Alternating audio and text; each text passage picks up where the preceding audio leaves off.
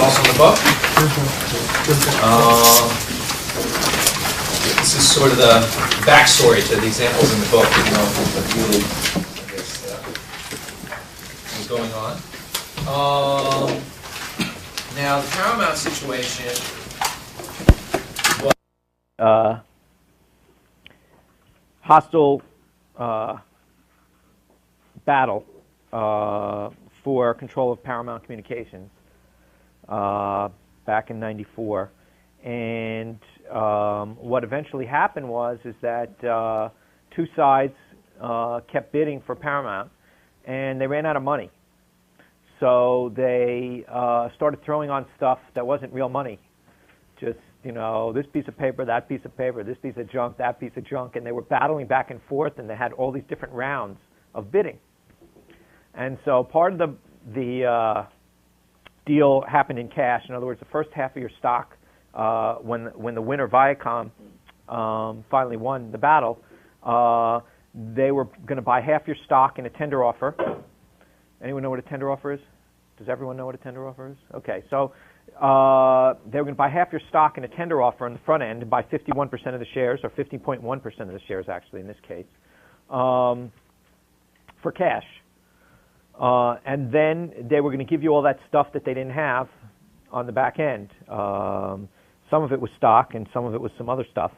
But it was very funny how it happened, because it was really one of the most complicated deals ever, because they really truly did run out of money, and they didn't have value to give, you know. And so they were throwing on all these different kinds of securities that they said would have value down the road, and this and that, and sort of the investment bankers finally, the quote-unquote neutral investment bankers finally chose Viacom's package of stuff. And this took place, let's just say you didn't play the merger, the whole battle. There was money to be made there. But if you didn't play the merger, and long after this thing was off the front page of the Wall Street Journal, in other words, the front end was done, Viacom had bought 50.1% of the stock for cash, and then you had sort of the cleanup 3-4 months later of buying out the other 49.9% for a package of securities. So this was no longer, when this proxy came out June 6, '94, this was no longer on the front pages, and they were just cleaning up the other half of the deal. Not half the value, but half the stock they were buying. So if you look on page 12, this is what you were getting in the back end of that deal. Number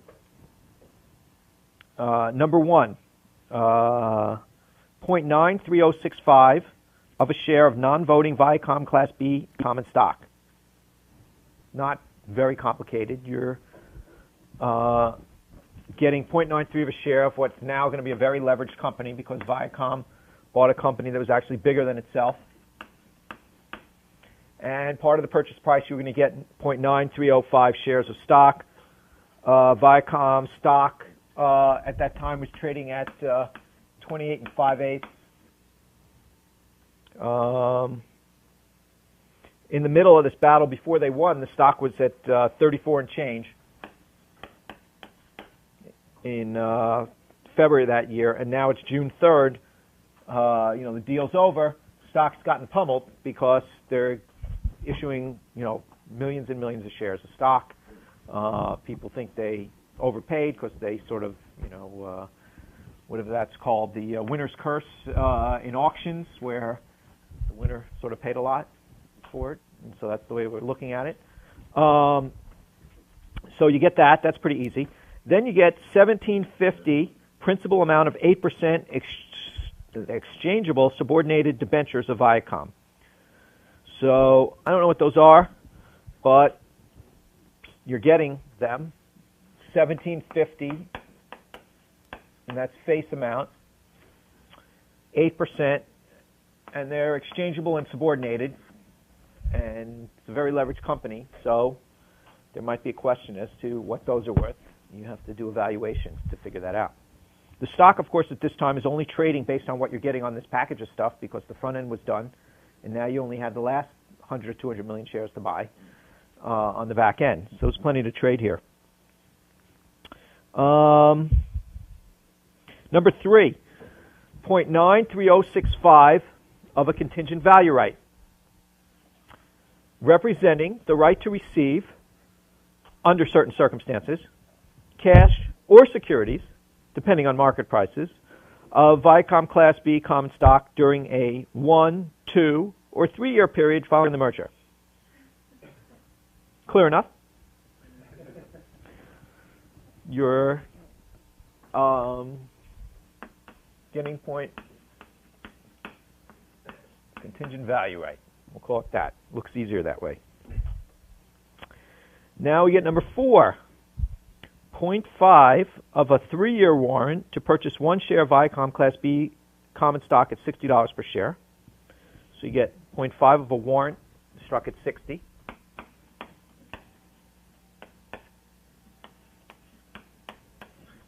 What's the difference between an option and a warrant?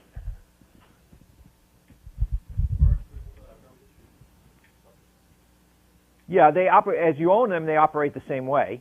In other words, a warrant gives you the right to buy stock, or in this case, you're getting 0.5 of a warrant. You probably need a full warrant to buy the stock at 60, but it gives you the right to buy the stock at 60, and it expires in, what do we say here? 3-year warrant. It expires in 3 years.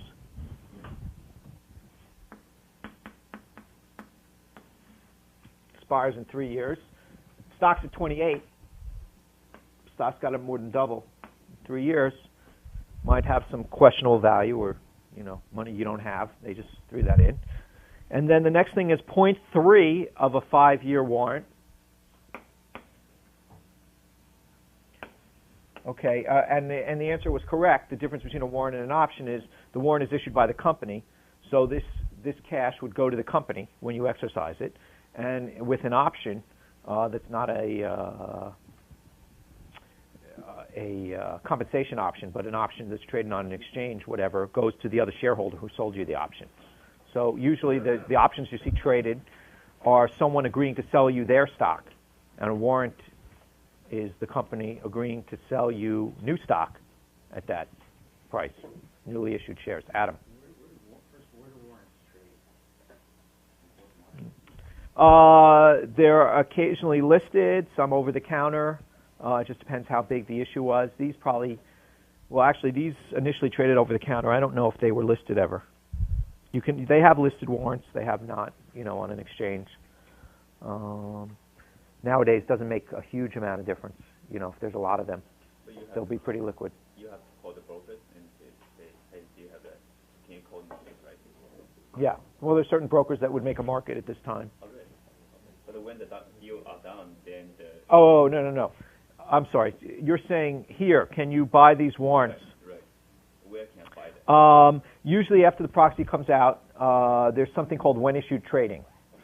And it's technically when, as, and if issued. In other words, if this merger were to take place, that trade will settle. If it doesn't take place, then that trade won't settle. Okay? Settle means you have to pay for it. Okay? So in this particular case, there were markets for these. Most of the big firms traded these. There are a lot of trading.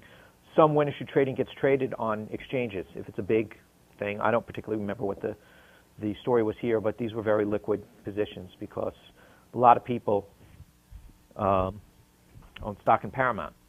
So you get 0.3 of a warrant that's struck at, 0.3 of a 5-year warrant to purchase 1 share of Viacom Class B common stock at $70 per share. And it's 5 years. It lasts for 5 years. Expires after 5 years. Okay, so if you're sort of a typical shareholder, what would your reaction be to reading this, assuming you actually read this? If you're, we're talking about an institution. Probably wouldn't want any of that stuff. Yeah, if you're an equity mutual fund, right? That's who's going to own these things, or a pension fund or whatever. You have something apportioned to equities. So the share of Viacom may qualify. You're getting 0.93 shares, so. But you don't want the 1750 convertible exchangeable debenture. You're going to have to sell that, right? You don't want these weird warrants that are $30 and $40 out of the money. So, presents an opportunity, I guess, for indiscriminate selling, I guess. So you have that, but then you have all these hedge funds and smart guys, and they got nothing better to do. So they'll look at this stuff. So I'll describe what the CVR is, and it's kind of an interesting security. Now, this sounds pretty complicated stuff, and so what I would ordinarily do is say, gee, what is this contingent value right, representing the right to receive under certain circumstances cash or securities depending on market prices of Viacom Class B common stock during a 1, 2, or 3 year period following the merger? Well, if you looked at the table of contents of the proxy and you go to contingent value right, you usually have to read, it's like a big, thick document, 400 pages that, very tough to get through. But if you say, what is this thing? You go to the table of contents that says contingent value right. You go read what the contingent value right is. Now, if you turn to page 13 or 14, they say the description of Viacom capital stock, which is already trading. We already know where it's trading. But then they have contingent value rights. Now, I'll explain what they are, but these 2 pages do. And the basic gist is that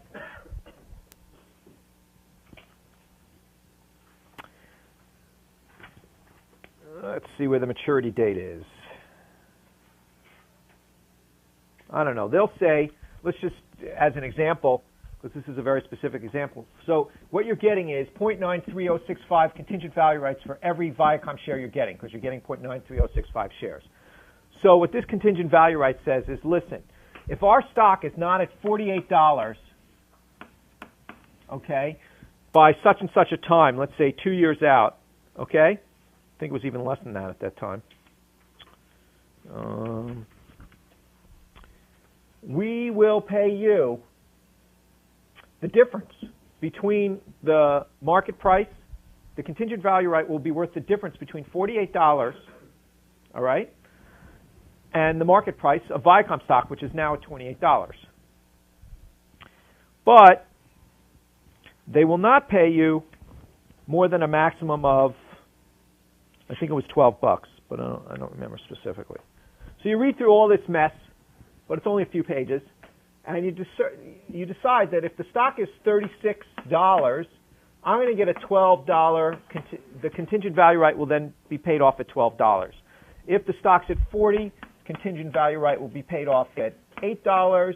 If the stock's at 48 or above, the contingent value right will be worth nothing because I got my guaranteed $48. If the stock is still at 28, I'm still only going to get a maximum of $12 because that's where they're capping the contingent value right.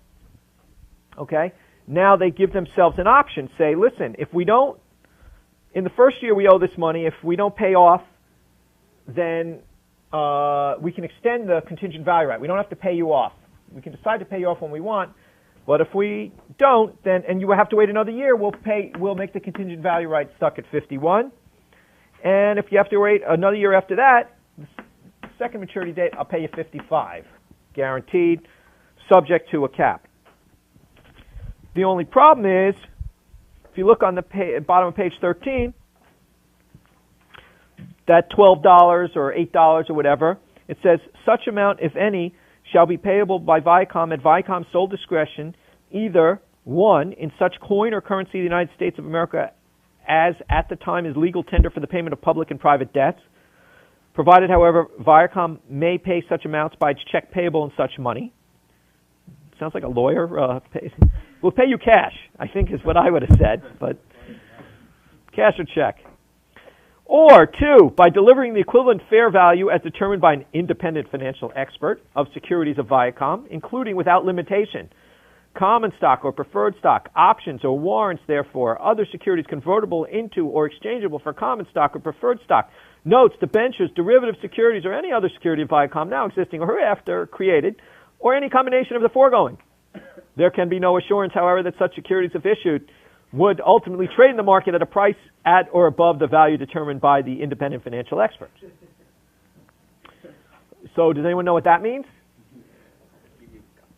Instead of cash, they can give you whatever other kind of securities they can create, or and they True. have to be valued by a third party. But Right. the third party may not be right. But you know what that means?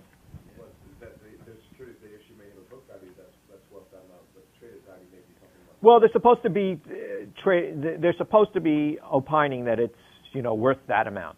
It may not, right? Yeah, I think what this means is you're getting about 85 or 90 cents on the dollar is what that means. Okay? If you want to loosely translate, depending on how cynical you want to be, but generally in Wall Street speak, this means they're going to screw you at the end. You got to take off a decent amount of money. Depending on how profile it is, they can take the best you'll ever get is 95 cents on the dollar. You could get as low as 85 cents on the dollar, and it just depends what quality the deal and who you're dealing with at that time is. But that's what this is a euphemism for, without all the legalese. And so when you do your margin of safety or factor in stuff, say I'm going to get, X dollars for my CVR if I need it. If they're really going to owe me too much money, the stock doesn't move in a year to close to 48, they're probably going to extend, the CVR rights. But then again, it's kind of interesting because what is this? This presents the opportunity of buying a share of Viacom and then just buying a CVR. And if you're bullish on Viacom and the CVR is only trading at let's just call it $3 or whatever. I don't know what the number was, but then for 31 5/8, you can have some security. Okay, that you'll be getting some amount of money. Protected down the road, even if it's discounted from what they're telling you it's going to be. And there's interesting combinations because, at that price, maybe you could buy, instead of 1 CVR per share you buy, let's say you buy 1.5 shares CVRs for every share you buy. And it costs you another $1.50. And so at $33, you sort of have the ups above $33 and you take away a lot of the risk because if the stock really stays pretty low. So you don't have to really understand just before you get all bollocksed up with this thing. This was unique to this deal, but every deal has a unique thing. What I'm trying to get you to do is just read the fine print and understand what you're doing. So in any case, you get a share of stock, you get a contingent value right if you're an enterprising investor, as I guess Benjamin Graham probably would call you an enterprising investor, to go say, hey, maybe there's some ratio I could do here. This is kind of interesting stuff, opportunity potentially, but at least know what you're getting. Then let's look at one of these other things. Let's take a look at the page 15. Now they're talking about the warrants. When they expire and everything else. The $60 warrants expires in 3 years, and the $70 warrant expires in 5 years. Stock's at 28 though, so maybe these aren't that valuable. But there was something that attracted me to this deal. Those warrants. What do you think's interesting that I don't know if you can guess, but stock was at 28. You're talking about a 3-year warrant to $60. Can't be worth a lot of money. Why do you think I thought it might be worth a lot of money?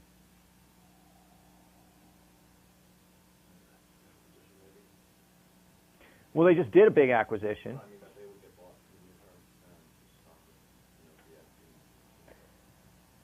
Right, we're pretty far away. That's not what I was thinking. It's possible that I was thinking that, but, you know, from 28 to 60. Well, what if I gave you this fact that, you know, Viacom just bought something with debt and for mostly debt and cash that was bigger than them? Because they think it's worth more than that, or they think that it's going to be worth something in there, or Right. around that price range. I wouldn't have set the price there. There wasn't, maybe they're studying. Well, I would argue the other way and say they want to give me as little as possible, so I don't want to dilute myself till, you know, maybe never, you know, if we don't get to $60 by then. What I was thinking more is what I saw in this situation was leveraged. It was leverage. So in other words, if you have a company that has $2 in equity and $8 in debt, and the company's worth $10, okay? And the value of those assets, and they were buying pretty good assets, you know, a movie library, a lot of other stuff, production stuff, you know, TV assets and stuff like that. What would happen if those assets that were at $10, you know, became worth $12 down the road? Okay? Well, if this is the equity portion, for a 20% move in the value of the assets, which could happen over 3 years or even a year or whatever, you can get, you know, the equity's now worth $4. So your equity just doubled on a 20%. And if the assets move up 20%, your equity could move up 100% here. And this was a very leveraged deal. I'm just giving an extreme example, but this was an extremely leveraged deal. So in effect, the way I viewed Viacom's stock was as a leveraged, but you know, if you were doing a leveraged buyout and you own the equity, you know, you're expecting potentially to get very high returns. So as opposed to a normal stock that's not that leveraged, I thought, gee, they 3 years, 28 could turn to 60, you know, a lot faster than in most places with just, you know, some small amount of appreciation in the value of the assets. And actually, that's what I thought they actually had gotten a deal. So they could be worth some money. So then I read on, and now you have 5-year warrants, and I think I said in the book, gee, anything could happen in 5 years. The horse could talk or whatever. But if you read on page 16, first full paragraph, in the case of Viacom 5-year warrants, such payment, in other words, what you have to do here, the bottom of the other page, to exercise all or any of the Viacom warrants represented by a Viacom warrant certificate, the warrant holder is required to surrender to the warrant agent the Viacom warrant certificate, a duly executed copy of the subscription, and payment in full of the Viacom warrant exercise price for each share of Viacom Class B common stock as to which a Viacom warrant is exercised. In the case of the 3-year warrants, top of page 16, such payment may be made in cash or by certified or official bank or bank cashier's check payable to the order of Viacom. So basically, what this saying is you have to pay cash for, you have to pay $60 to get your shares of stock. If the stock's at 70, your warrant's worth $10. Half a warrant would be worth $5 at that point.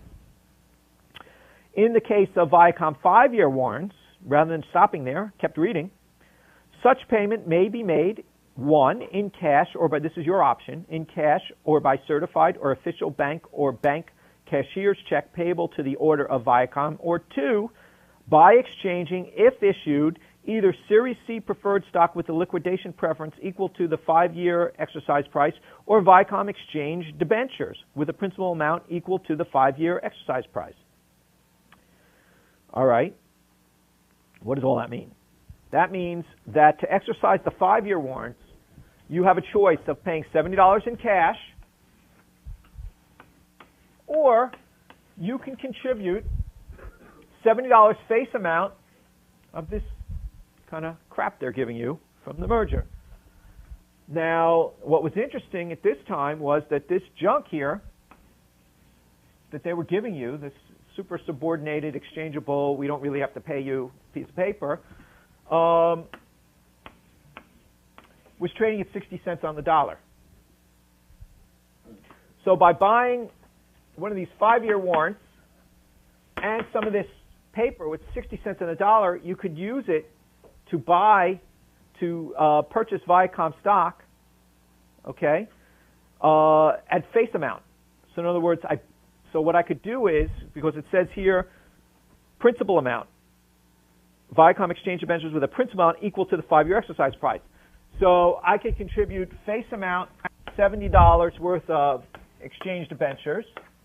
I could pay 60 cents on the dollar for them because that's where they were trading. So that gets my exercise price effectively down to $42. So just by sort of reading,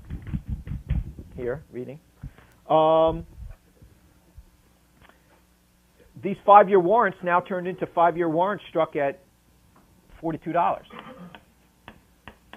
Now, of course, you had to buy the bonds and everything else today, and you have to factor that all in. But effectively, that was light bulb going off saying, hey, those warrants aren't 5-year warrants at 70. They're 5-year warrants really struck at $42. So buying a combination of those, and there are different ratios and everything else if you want to get complicated. My ratio was, I think, 1-to-1.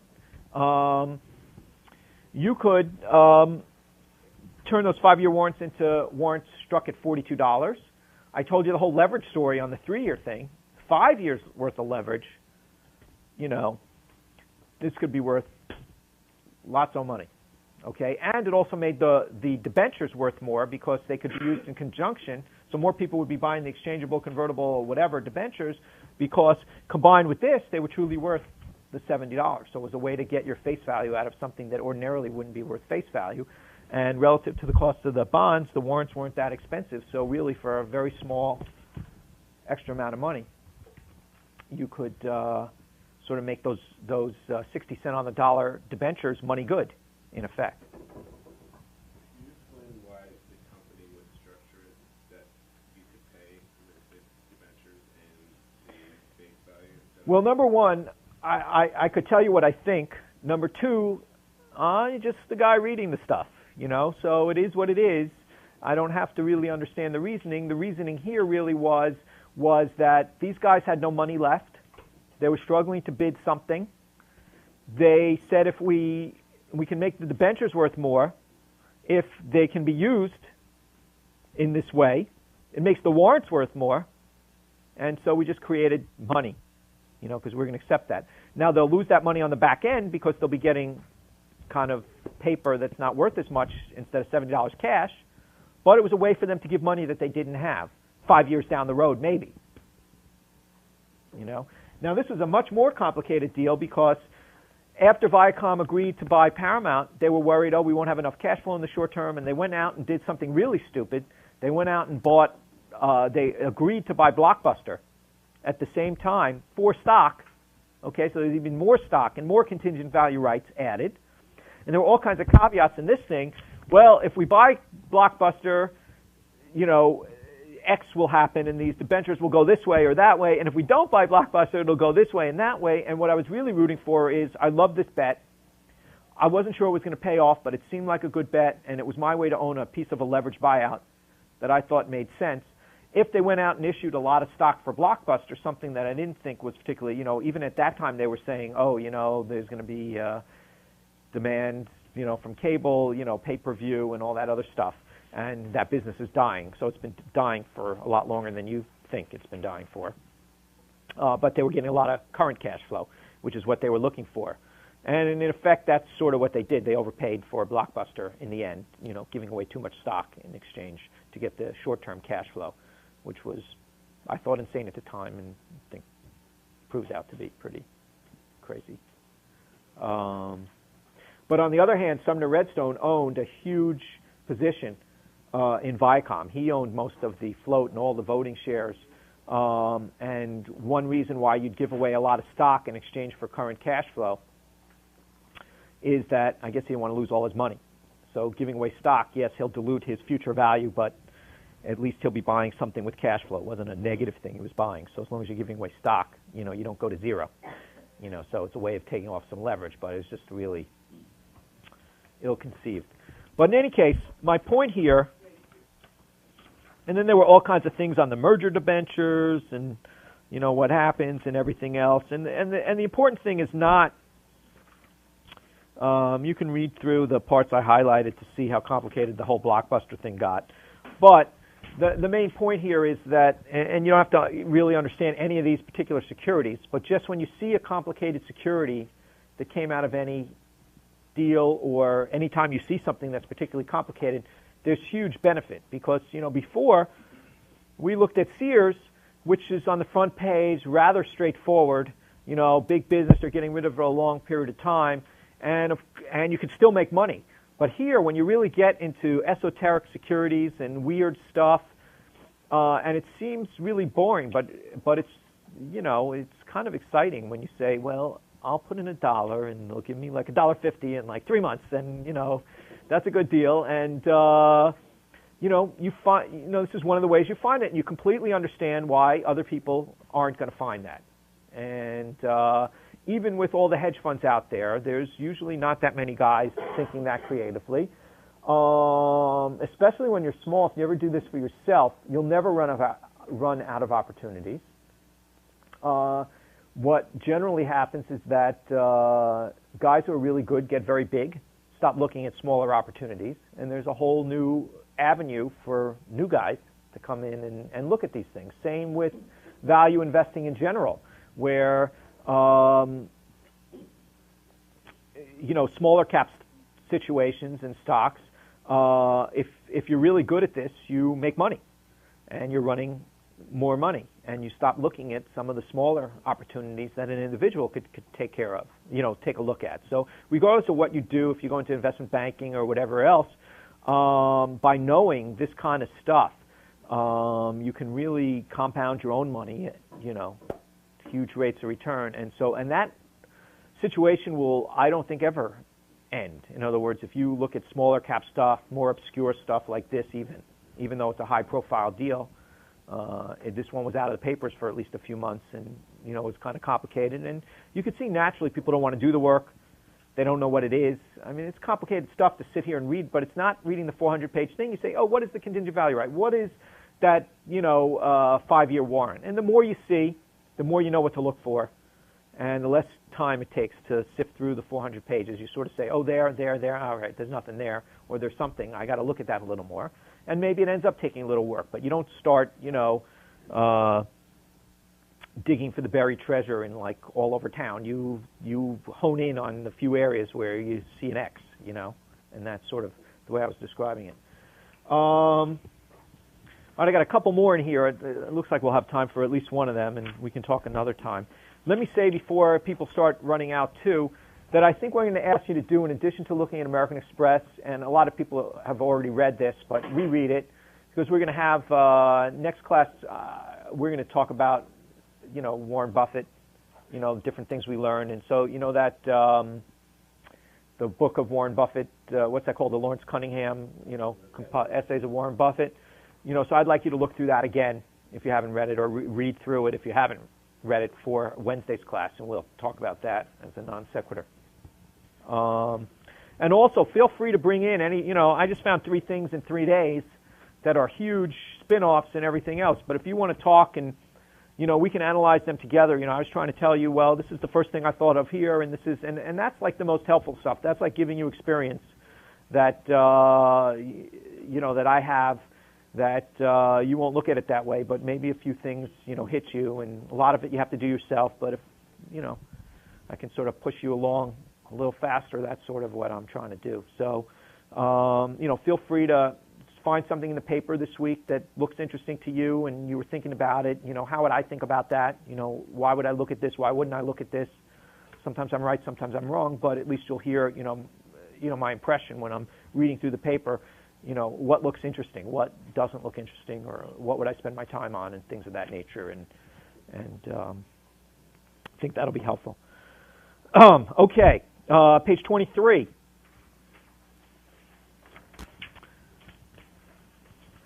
So in the book, I just, when I wrote the book, I really thought I was writing for the layperson, so I tried to make it kind of friendly. And then I think the year after I started teaching here and realized, I'm sort of writing at the MBA level, not, a lot of people, I've been doing it for long enough. It all seems like easy to me, but then you talk to normal people and they haven't been doing this for 10 or 12 years. And so, I left out a lot of details because I wasn't really writing for this audience. And you'll see in a second, the Marriott, I sort of described the big opportunity and that you have to look at each situation individually. But it's a lot more complicated than I guess I made it sound. And so if you take a look at this, the background, which I did give in the book, was that back in the early 90s, Marriott was in two businesses. Or the way I looked at it, they were in two businesses. One was managing hotels, that other people owned. And one was building hotels that they owned and were looking to unload on somebody else so that they could just keep the management contract. Marriott has a valuable franchise in the sense that they have a big network. For booking, if you want to book at a Marriott someplace, they have a good name. They have a central booking place where you can book at any Marriott anywhere, and so they have a big name. And if Marriott names on obviously in a hotel in town or Joe's Hotel, people like the Marriott, and they know there's a certain standard, and they have quality control and all kinds of other things that go along with running a decent chain anyway. And so that was really their business that was really good. They had a good business. But unfortunately, there was a real estate downturn in the early 90s, and Marriott, who was building a lot of hotels,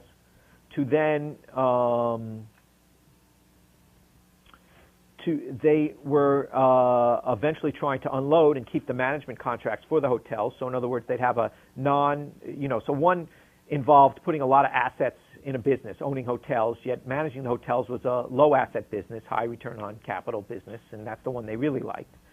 But in the real estate downturn in the 90s, they got stuck with a lot of hotels that they had built, a lot of capital in those businesses, and they were really hurting, and they couldn't sell those hotels, and they were stuck with tons of assets on their balance sheets. They had a CFO who was a pretty bright guy, and he said, gee, I'm looking at the debentures on all our debt that we used to borrow money and that we blew on all these hotels. It turns out we can, because I guess the debentures were written so asset heavy, that they care about not the assets depleting, we can sort of steal away our management business, which is just a fee collecting management business, and leave all the debt with the, low earning, crummy assets. And that was a basic idea, and there's nothing in our debentures that says we can't do that because we're keeping all the assets here. We're just stripping off the earning stream, okay? Obviously, there's probably been a few amendments to debentures and stuff like that now, but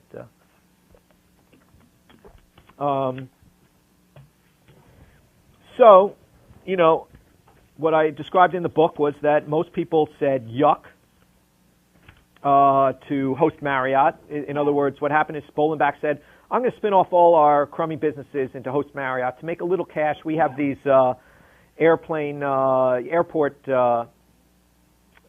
restaurants and shops that we're going to spin along with it because they make some money, even though it's not a high return on capital business. They make some money. That's when you buy a pizza for $7 at the airport. That's host Marriott.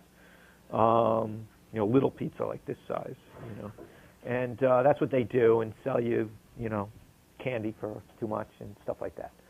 So that business plus all the hotel business, they were going to spin off into sort of the bad business, host Marriott. They were going to stick all the debt on it. And it looked like from the Wall Street Journal articles that, it's going to be about $4 a share in book value or something, about $400 million in equity, assuming there were about 100 million shares, it's going to be in host Marriott, and $2.2 billion or so in debt, or $2.3 billion in debt. So, and then the good business, which was Marriott International, which was really just the income stream from managing hotels, that was going to also be spun off and almost debt free. So they were going to load all the bad stuff on the bad business and keep the good business relatively debt free. And as you would imagine, everyone went yuck to the the thing, and I wrote in the book that, of course, one thing that piqued my interest was the fact that Bolenbach was going with the yuck business, the one who thought this whole thing up.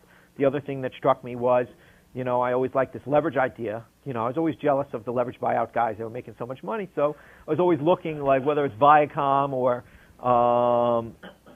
something like this where leverage could be a good thing if the values are actually there. So I didn't know if there would really be values or they were just selling us the junk in Host Marriott. But I said when it happens, when all the documents come out, and if you look on page 23, 24, 25, 26, it's the table of contents, very long thing. But I could poke through this and try to figure out what I was getting. On page 28, you have all the complicated financials, 28, 29, Marriott International. You have Host Marriott on page 30, and there you have that they have, or page 31 actually, Host Marriott pro forma consolidated statement of income. They were going to be losing money.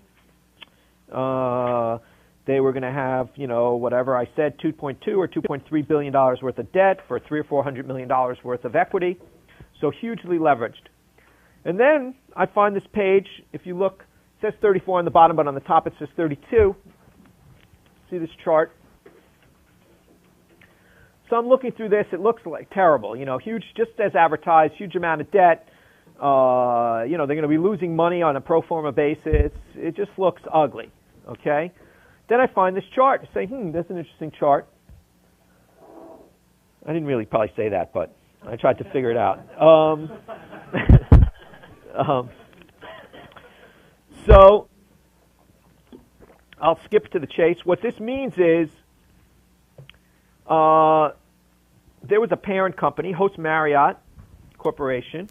Let me erase this.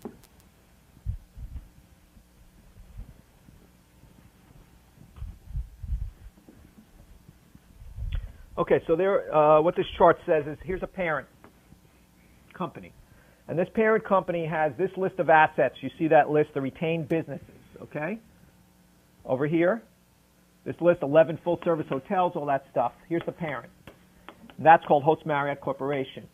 Then you had a box here that says HMH Holding, new notes guarantor, credit agreement borrower. So that was kind of interesting to me.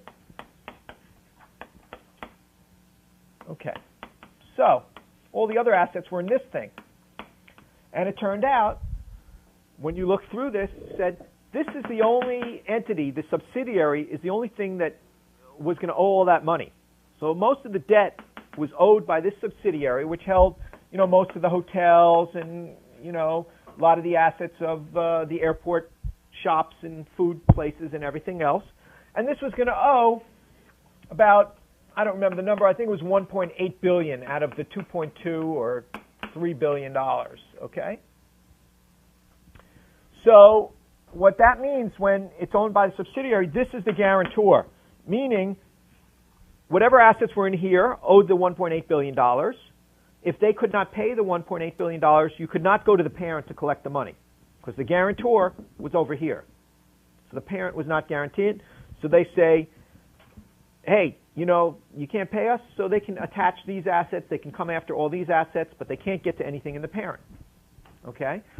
So, number one, I like this because this is a standalone entity with $1.8 billion. I don't know how much equity really was in here, but I would imagine since they're guaranteeing it's a possibility that they can pay this debt off and there's more value in here. But here's a parent that doesn't owe all that debt. The parent only owes whatever, the remaining $300 or $400 million, not this $1.8 billion gets wiped off. And I said, gee, what's in that parent? And it says 11 full-service hotels, 11 residence inns, 9 airport concessions, I guess, 6 toll roads, 3 stadiums and arenas, 26 restaurants, 31 partnership investments, 33 partnership investments in 1 undeveloped land parcel. Now, you could probably figure it takes some scouting work to figure out what that is. But one of the big assets in this was something called the San Francisco Marriott. And out of the 300 or so of debt, I think there was at the time, 250 was on mortgage on the San Francisco Marriott. Now, the San Francisco Marriott was not doing too well at that time, and so that was at risk. But it turned out that the $250 million mortgage, when we did some research, was non-recourse, meaning they could only take the hotel. They couldn't attach any of these other 10 full-service hotels, 11 residence inns, airports, blah, blah, blah. So in other words, what looked like a hugely leveraged thing when it was written up in the newspapers and everything else, by actually doing the work and finding this chart, okay, and then looking to see what it meant, said, well, all these assets, yes, they can have, but they can't get to the parent with that $1.8 billion in debt. Now, the parent, the vast majority of the debt is owed by one hotel, and that debt is non-recourse, meaning they can't come after the rest of the parent's assets for that recourse. So now I almost have a debt-free business in the parent. And we were paying for this whole thing, because everyone hated, about $4 a share. We figured out, we said, all right, let's write off the San Francisco Marriott, even though we had a leverage play there that maybe could be, the equity could be worth something. We valued the rest of these assets at around $6. Plus, we had the call on anything above $1.8 billion here, above the debt on all these other assets, the main assets here. If they ever became worth more, okay, we figured they probably were worth, you know, we didn't know, but $3 to $6. It was very hard to value these assets. But if we knew that we had almost a risk, you know, a debtless parent, they're worth $6, plus the call on this, plus I was only paying $4, that was pretty good, all from sort of reading this mess and all from saying, hey, let me see what's really going on here. Is Bolenbach really jumping off the ship to a sinking thing? He was a pretty smart guy. And he structured these things. And we'll talk about another time because it's really interesting, is the next one, which was Liberty Media. It's a famous one, John Malone, but it's very interesting. Bolenbach was pretty famous. I think he came from, when Donald Trump's casinos went down the first time, Bolenbach was his CFO, who got him out of his mess and really got him back to being a billionaire again. And he jumped to host Marriott after that, and pretty clever guy, came up with this whole scheme. You know, they were going to get options and everything else on this company where it was struck, you know, where it came out. So usually when you look for a spin-off, one of the things I look for is how is management incented? And I also look at the timing of how management is incented. So in other words, if the price is based on, let's say, the first week of trading or the first day of trading after a company comes out, the incentive of management would be to say, this thing stinks, it's the worst thing I've ever seen, because if its options are getting struck at that price, they want to tell you this thing is just horrible. They want to make it as tough as possible to buy. They want to make it sound bad. They don't want to help you with anything. And, you know, yet he was able to structure his entity pretty cleverly. And so when you see an operator like that, and the next one, John Malone, which we'll talk about another time, but this was Liberty Media, has all the stuff.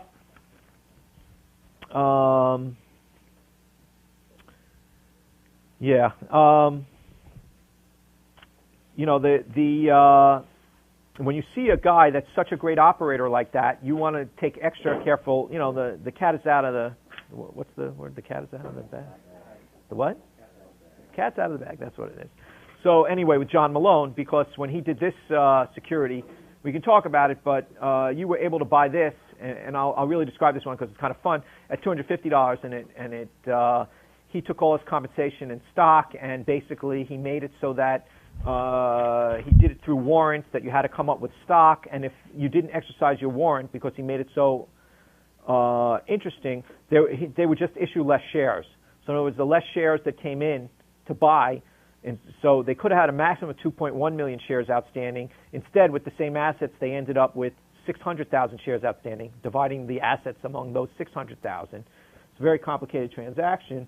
In any case, he was able to create a situation where he had options and a huge percentage of the company, and this is how he became a billionaire, you know, at around $250 a share. And he only issued the 600,000 shares, or a maximum of 2.1 million shares, to a company that had 300 million shares outstanding. basically because he wanted to make it very unappetizing and illiquid for anyone to really want these shares. And anyway, he gave him. We had the opportunity to buy the stock at $250. It went to $3,000. And it was all in his structure. Then that the assets suddenly ballooned. So even though this stuff looks kind of complicated, and we'll describe that one another time, but it's almost the more complicated and the more purposely complicated something is. Unfortunately, that's the ones you want to look at. But once you start getting in, you see one thing, then you see another, then you see another. The chase gets a little exciting when you're trying to do that.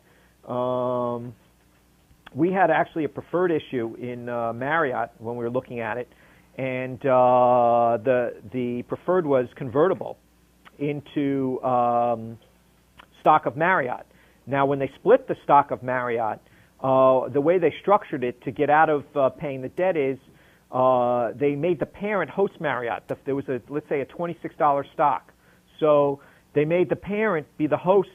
The host Marriott be the parent. The $4 stub was going to be the parent. The spinoff was the $22 brand business. That's how they got. So they kept the parent with all the debt. Okay, and that's how they structured that. Now you had a choice of converting. I'm just telling you this in broad brush, just to tell you the weird stuff that goes on. You had a choice of converting your convertible preferred into Marriott International, the good business, or the bad business. And they had to pick a price at what your new conversion ratio is. So if you had a $26 stock, you were going to get 3.7 shares of that stock. Well, if you were going to get a $4 stock, they had to make an adjustment and give you 23 shares of stock in Host Marriott because Marriott International was considered a dividend. And he made this thing look so ugly, he wouldn't even tell you what the conversion ratio was beforehand and everything else. And I wanted to own the Host Marriott, like the only one, so he made it almost impossible to keep your preferred stock. He wanted you to convert into Marriott International, so there'd be less shares outstanding of Host Marriott. We got 6 phone calls the last week having people like coming to our office to help us fill out the forms so that we could convert into Marriott International. And every time they would call, we'd all laugh, because we knew what they were trying to do, get us not to take the Host Marriott, the piece of garbage. And they called, so it just got more exciting. Every day they would call, okay, have you decided to do it? This is how you do it. This is how you fill out item 1. We'll send someone in there for you, and every day it was like, you did. So, we just played, we'll get to it, thinking about it. So we just got a call every day, and we're very excited. And we actually blindly chose to stay with Host Marriott, not knowing what the conversion ratio was, because they would not tell you beforehand to prevent anyone who was sane to take that risk. And we had our lawyers ready anyway. But just to tell you the sort of backstory of some of these things that went on, those are just sort of the fun things that happen when you're sort of in this netherworld of looking at obscure, complicated things that they don't want you to look at. And a lot of opportunities there. Anyway, we'll talk about all kinds of situations as the course goes on, as many as you want. But Wednesday we're going to get back to a little bit of basics and talk about the things that we can take away from reading about Warren Buffett. I also really want you to do some work on American Express and see if any of the suppositions that I made here today, and I don't know the answer to them yet, make any sense. And I'll see you on Wednesday normal time. Regarding on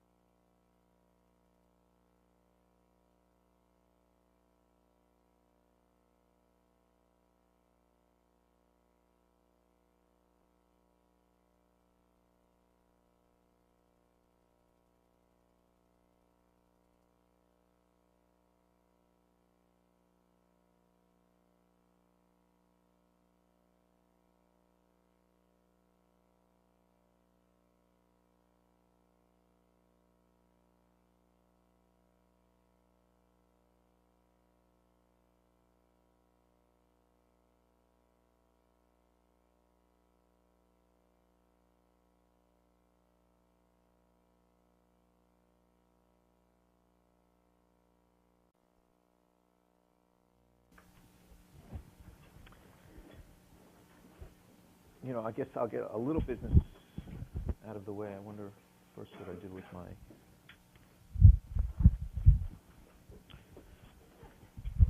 Okay, good. Your first assignment will be due March 16th. Sounds like a far way away, but we have a class this coming Wednesday. The following week, I am out. I was hoping to reschedule a class, and I'll discuss this again next class, for the following Wednesday during our normal time.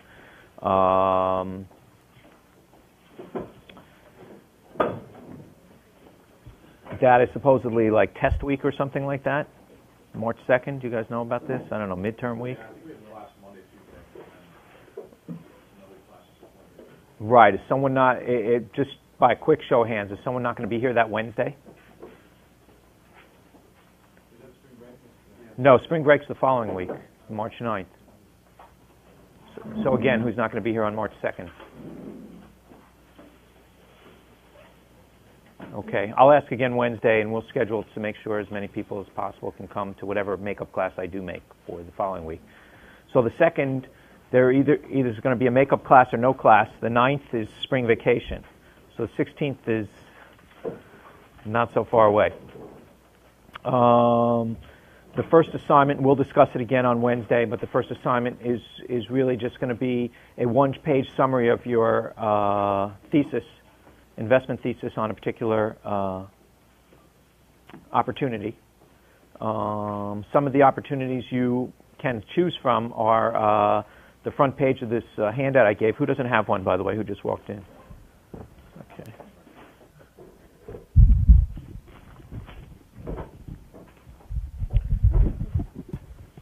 Anybody?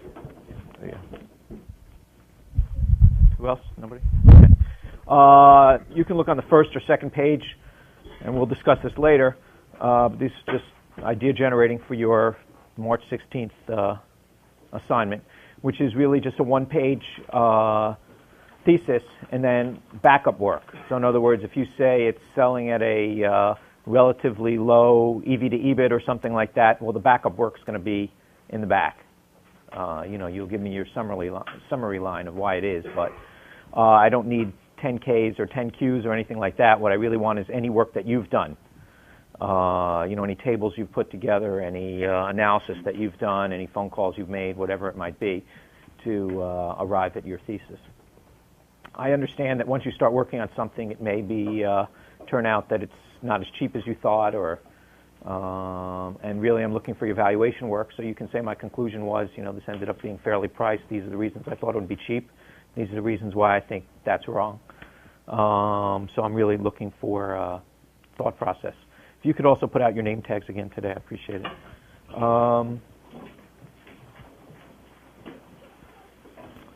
That's a bit of housekeeping. So I will see you Wednesday, regardless.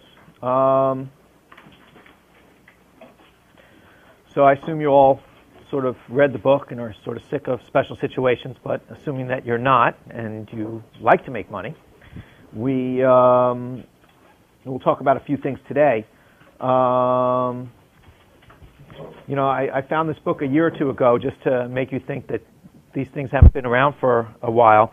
This book was written, Investor's Guide to Special Situations in the Stock Market, in 1966, but the first edition was, I think, 1958 of this book. And, if you look on the back, it talks about liquidation, stubs, divestitures, tenders, appraisals, oversubscriptions, mergers, acquisitions, reorganizations, recapitalizations, unique situations, turnaround situations, change in line of business, empire builders. So, been around for a long time, people making money doing this. And Adam asked me right before class started, I just read this book, and, has it become harder to make money doing this kind of stuff since I wrote the book? And the answer really is no. People also say, there's like tons of hedge funds out there. There's so much money chasing, these great opportunities now, and, everything's. And, I find that pretty amazing. I do think that in the last 6 months or year, the market has gotten higher because we've had a couple good stock market years, and many things are much more full priced. And this isn't a particularly, this isn't the most opportunities I've ever seen. It's one of the least. Then again, I only have to go back to the spring of 2003 or the fall of 2002, and there were incredible bargains all over the place.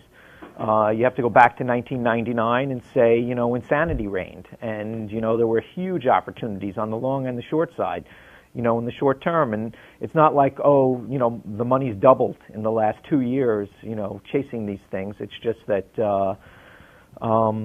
Mr. Market goes crazy sometimes, and sometimes on the upside and sometimes on the downside. And, I would say that there are somewhat less opportunities today.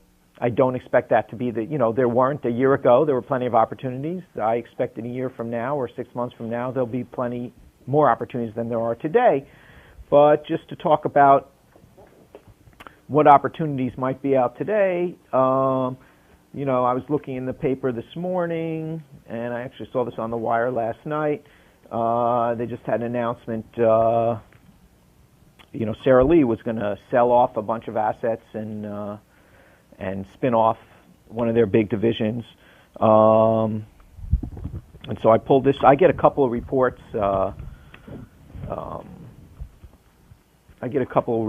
That follow spin-offs just because, it's easier for them to give me a list of stuff, and that's the spin-off calendar is one of the things that I get.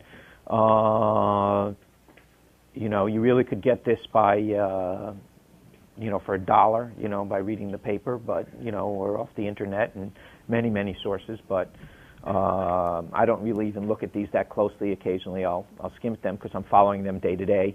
I see what's going on. Here's just a little handout on Sara Lee, and you take a look at this. So basically, they make food and apparel, and so they have Hanes and they have Ballpark Franks, and there wasn't that much synergy among them. I think the Times article this morning was saying something to the effect that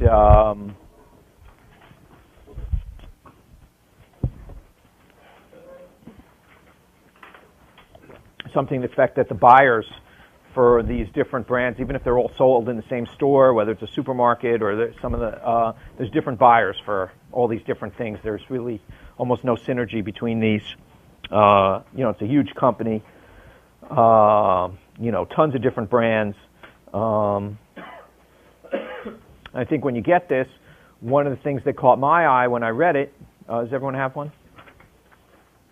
Okay. One of the things that caught my eye when I read this, if you skip down to the bottom paragraph, and you can read this on your own time, the last line, it says, the branded apparel segment of the business, for instance, generated a single-digit operating margin and an 11% return on assets in 2004, while the beverage and household products division produced margins and returns on assets of about 16 and 20%. So, 20% or more return on assets. And some of the household products division may look interesting. They're selling some, they're spinning some off. That could be a good business. Obviously, why would, now it says the branded apparel segment of the business generate a single-digit operating margin, and 11% return on assets. So we went through that whole analysis, and we're looking for stuff that has, high EBIT to tangible assets and stuff like that. So why would I, even take a look at that one? And why would that be interesting? I understand why that 20% more return on assets is interesting. We're going to look at that good business, or try to buy it at a bargain price. We get that part. So why is the 11% return on assets potentially interesting? Might be really cheap when they spin it out or something like that. Yeah, if I were what I was doing 25, 30 years ago, what Buffett was doing in the 50s and early 60s, I might say, yes, it's a crappy business, but I can buy it really cheap. That's not really what I do anymore, really, from the School of Hard Knocks. Not that I didn't get paid, but you just get paid a lot more for buying good businesses. So why wouldn't I just write this one off? Yeah. Maybe because there's a neglected part of the company, it wasn't run as well as it could be. That's one reason, yeah. So maybe they could do better. So that 11% is not static. Are you going to buy the parent company because once it's spin off? You know, I didn't even look close enough to know which one's going to be remaining the parent. They're splitting off. And what I call, so, you know, all those studies that you read in the book, or the study that you read in the book, saying that the spin-off does better than the parent. Generally, and that's an average over a long period of time. Usually the spin-off is the smaller company, but occasionally the spin-off will be the larger company. And I'm not sure even if there's a correlation between which one's larger and which one's small is going to do well. What I would just say generally, without looking at statistics too much, is they both present a potential opportunity. And I would not look at either one or say, oh, I'm only going to look at this one because that's the spin-off. I would look at both. In this case, they may be equally sized. I don't really know. Just I think Amex, when they spin off Lehman Brothers, I think that's huge. You should take a look at Amex because they spin off a bad asset, which means when they were put together, there should be sort of the discount because they have good business and the bad business. You know, if you put them. Well, that's a good point. I mean, we basically there is generally a conglomerate discount. You know, a guy who really has an opinion on the apparel business or the branded apparel business or the branded food business. You know, different strokes for different folks.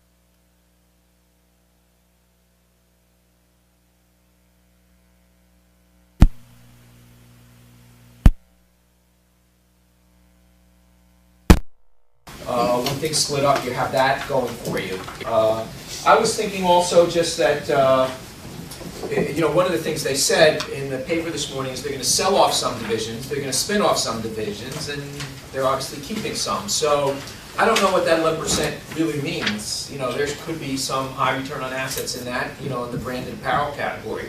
And or there could be, when you're rationalizing, 11% is an average. So there could be some 20% businesses in there and some 3% businesses in there. And now that you're looking at the whole thing, you know, someone smart, new management, they ousted the guy who was in there anyway, may say, hey, look, I don't want to be in that business. We'll sell it off, we'll liquidate it, we'll just, you know, sell it, and we end up in a high ROA. So, you know, that's first rush at it. Gee, it doesn't look that attractive, or at least the other one looks more attractive. And, you know, all I'd say is both, and there's opportunities in both those areas. So, you know, to the question, is this stuff still going on? Is it easy? You know, it's a pretty big company. So, you know, we have to go back 2 days, let's say, and then we have this thing where, actually, what is yesterday's paper? Yeah, right, so it happened 2 days ago, but it was written up in yesterday's Wall Street Journal. You have Hewlett-Packard, board ousts Fiorina as CEO. And the big speculation is they're going to break up that merger. You know, there was a big dispute when this compact HP came together, as you're familiar with. And, you know, you had sort of a low return computer business. And, you know, I think it was David Packard. I think someone is it David Packard? Yeah. Yeah. One of the directors, you know, from the original founder decided that,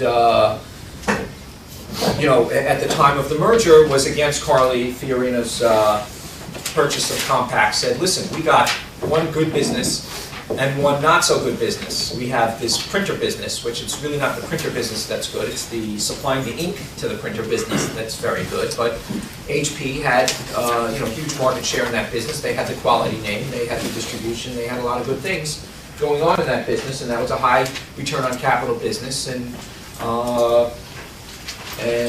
the argument was, should Fiorina double down on the crummy business, you know, and cut costs and, you know, make that more efficient? That bet kind of failed. And so the speculation now that Fiorina's gone is that they're going to undo that merger and split up the two businesses. So we have another potential spin-off here where you have a very good business with high market share in the printer business. Everyone will see that. And then you have the computer business. I don't know how it all plays out, but, you know, sort of it's an out-of-favor stock, really hasn't appreciated much in a lot of years. And so to partially answer the question, you know, is it easy to make money? Huge market cap company, a lot of disarray, uncertainty here. Yeah, Adam. So for, in this case, for example, what would your process be? Would you just wait as more information comes out and follow in the paper, or would you start trying to look into business a little more? Well, if I were your age, I would start now. You know, I'm not as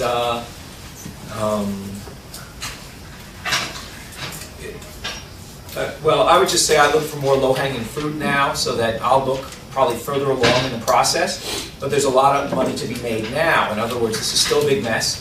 Both of these things are a big mess. And what I would do, or what you should do, is to tear apart the company right now and get your first guess as to what the combined would be worth on a conservative basis. Sometimes you can do it, sometimes you can't. They haven't even put this on the table yet that they're going to spin this one off. So this is very early stage spin-off. This one was just announced. This one, though, to give you an idea how long it takes, they said this is going to take 1.5 years. And they said their cost saves are going to come over 5 years in the Sara Lee. So that tells me these guys are really slow and out of it. That's what this tells me. But this is how long this is going. So the other thing that tells me is, hey, room for improvement. They're firing the head guy, and you know they'll probably a good shot they'll get someone better considering how bad they are. And that brings up the other issue is Rich Pizzina made that chart when he was in here last week. And we'll talk about him in a second. Open this thing. When he had that graph, and whether you call it, this is average ROE or average price to book or whatever, and you have sort of this kind of graph where something is very low ROE now, what happens? What do they usually, what happens? How does it get back here? And we're starting towards that. Cutting costs. Well, Or getting rid of bad business. things stink. Okay? Things stink there. What do? You change stuff.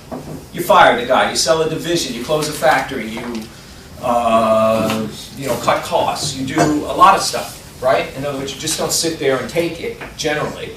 And so the natural thing is to make changes. So, sometimes when I own a company, I'm actually, and I think it's really cheap, and it's being run badly, I'll say, I hope things get worse, because I want these guys gone. And if they're not getting rid of them now, in 3 or 6 months, if things continue to deteriorate, they won't have any choice but to get rid of these guys. And as long as I've left myself enough margin of safety to suffer through that, that's one of the benefits of having a long-term time horizon. If you're looking to make money, you're a money manager, you're looking to make money in the next 6 to 12 months, that's tough to live through. But if I'm getting a big discount and I'm looking at 3 years and saying, look, here's assets. They with this stuff going on without doing something for more than another 6 or 12 months. So there's an occasional time where I have a company, I'm rooting for things to get really bad, even though I still own it, because I've already put that into my stock price. Everyone knows it's really bad. And I just want some kind of change. I want some special situation to happen where they decide, I'm getting rid of that division, I'm getting rid of that manager, I'm closing that, I can't make it, I can't manufacture in the US anymore, I'm going to outsource everything. Or whatever it might be, she was wrong, and we've known that for 3 years, but, time's up now, And so, these things are always percolating. There's always companies in trouble or things not going particularly well. Obviously, special situations like mergers or something like that, there are, the occasional guys who's good at empire building or, making strategic acquisitions, and you're in that mode and it's from a position of strength. But a lot of these things come from a position of weakness, a lot of these spin-offs. So, anyway, so, I'm just trying to give you an idea of how I look at these things. Hey, the 20% plus business, ROA business is interesting. Hey, the 11% business, they have, 15 brands. I don't know what's doing well and what's not. I mean, it's a big conglomerate. So that doesn't mean that much to me. That means there could be a huge disparity someplace, and I'm going to go look at this. And they're going to sell some and they're going to spin some off, so I don't know what I'm going to even end up with. So the question is when I start looking at these, if I looked at, I think Sarah Lee was at 23, I don't know, if I figured the two pieces were worth 36, I'd start looking at now. So how do I figure that out? I'm looking now. If I think they're worth maybe 27, I might like one or the other, I probably wouldn't play now. Okay, because that's not a big enough margin of safety for me. But so, and all the numbers I'm talking about are obviously guesses and, estimates. When someone says, oh, this business is going to grow or something like that, I'm more skeptical of a claim like that rather than, let's say, a cost-cutting story. On the other hand, when someone says, I'm going to cut these costs and that, I discount that hugely. I mean, that strategy was basically the Fiorina strategy at Hewlett-Packard. It really wasn't the growth strategy. It was the, hey, we're going to combine these two and slash costs, and that's an easy one. They probably did slash costs, and the business got worse, more competitive anyway. I mean, it's a tough business. So, works both ways. None of these, I gave you the spin-off calendar from January, so none of these are on it. Here's one that was announced a few weeks ago you might have heard of, and this one is American Express. Okay, these are all large cap companies, and if you're an efficient market guy, I'm not going to look here, 30 analysts are looking at this. This is what they do terribly. This is what, when some extraordinary event takes place to a company like this, they're used to following the company as they know it, and this is the type of thing that they're just not good at. They're not good at change. Generally, they're not good at staying the same either, but they're particularly bad at, they'll suspend a rating, or they'll, something really extraordinary event has taken place, they'll suspend a rating for a while, or they won't rate the thing, and or they won't analyze it anymore until the smoke is cleared, or whatever it might be. And, so there's an opportunity for you. Here, once again, this struck me. This was, the first day it came out from the Dow Jones Newswire, American Express, and a few things caught my eye with this. He added that the removal of AEFA, which is American Express Financial Advisors, who knows what that business is? It's basically an financial advisory business for middle-income Americans, and it's, if you need to invest your retirement money, you go to an advisor and they say, oh, put your money in these funds, and these funds meaning these American Express. Yes, although they say they don't do that, but they probably do. They do that a lot. Yeah. And they're a good fund. He added that the removal of AEFA could allow American Express to hit the high end of its earnings target of 12 to 15% growth. We heard Rich Bazzina last week saying, gee, how many companies are going to grow at 12 to 15%? Now, I may, that particular division has been growing at 12 to 15%, for a long time, and it's a particularly great business. The travel business may go up and down with the economy, and so does the spending, but, just to get 2-3% off every sale of pretty much everything is pretty good, especially I guess the economies of scale work pretty well, and the marginal dollars start flowing in pretty fast once you're established. Tough business to break into, a lot of good things about that business. Believe it or not, when I looked at this thing 10 years ago, when they were spinning off Lehman Brothers and those things, the good business really was the financial advisor business. That thing was growing like a juggernaut at 20% a year, so they kind of screwed that up. And now, they're sort of the poor relative of the main business. And then the next line says, so it says 12 to 15% growth. Sounds interesting. He said the company may also hit the high end of its revised return on equity target of 28 to 30%. So that's a pretty darn good business. And then here, later on, I guess the fourth from bottom paragraph, it says if you look at AEFAs, the financial advisors' return on equity at about 11%, that's not terrific as a standalone company. All right, well, anyone see any opportunities here?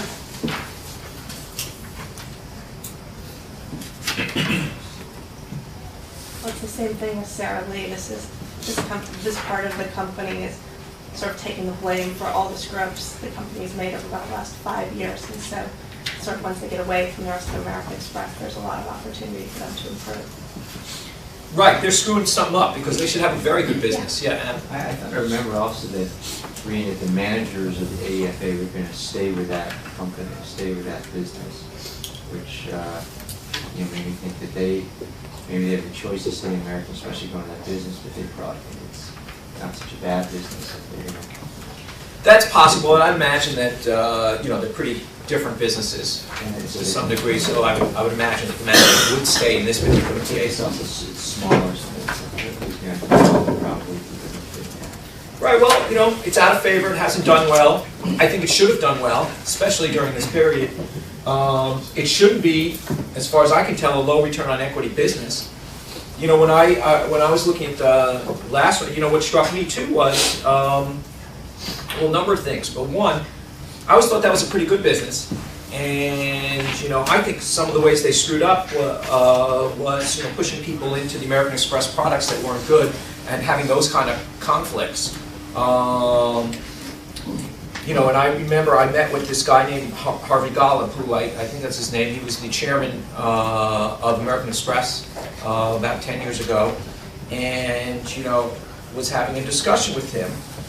And we were discussing this business, and he was arguing basically market for a guy who's in financial planning, who's arguing market efficiency. Okay, markets are efficient, and with that. And this was right after our discussion. Let me just tell you, this is right after a discussion. I forgot the price, but let's say the price was at 40, and we went through all our metrics of why we thought the thing was worth 60 at the time, conservatively. And he agreed with everything we said, yet he was arguing market efficiency on the other side, and I said, but look at your company. You're telling me, this is not a fair price for your company here. You're either not telling me what you really think, which is always possible, or there's a disconnect, like in the micro sense, you're saying that this is inefficiently priced. In the macro sense, though, you're saying stocks are efficiently priced and no one's better. And what does that lead to? That leads you to not caring or not feeling it's important. And I know a lot of firms like this feel that, listen, we're not going to beat the market. This is the way the game plays. We're not going to beat the market. It's all bull.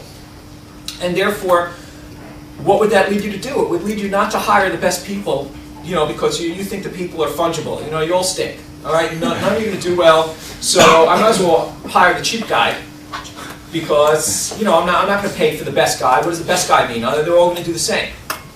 So I think that's a culture and an outlook, and I don't know if that led to hiring lousy people to manage their funds. And I'm sure there's some good ones in there, just in case anyone knows anyone. And I don't know, I haven't looked at each one individually, so I can't tell you, but I think that's a terrible attitude to have. You can have that opinion if you want, but I don't want you running a financial management company. And but things were going very well at that time, and that turned into a allocation business, which is an important part, how to allocate your resources. But I think that if you have low quality funds, that comes back to bite you in the end. And I think I'd like to say that's what happened here. I don't know, but that's possible. And so room for improvement is one way you look at that. Shouldn't be a low return. Just off the top of my head, shouldn't be a low return on equity business. I have to look at that. What parts of the business? Also, there should be different parts of the business. So I want to look and see which parts are earning a lot of money and which aren't. So that's interesting there.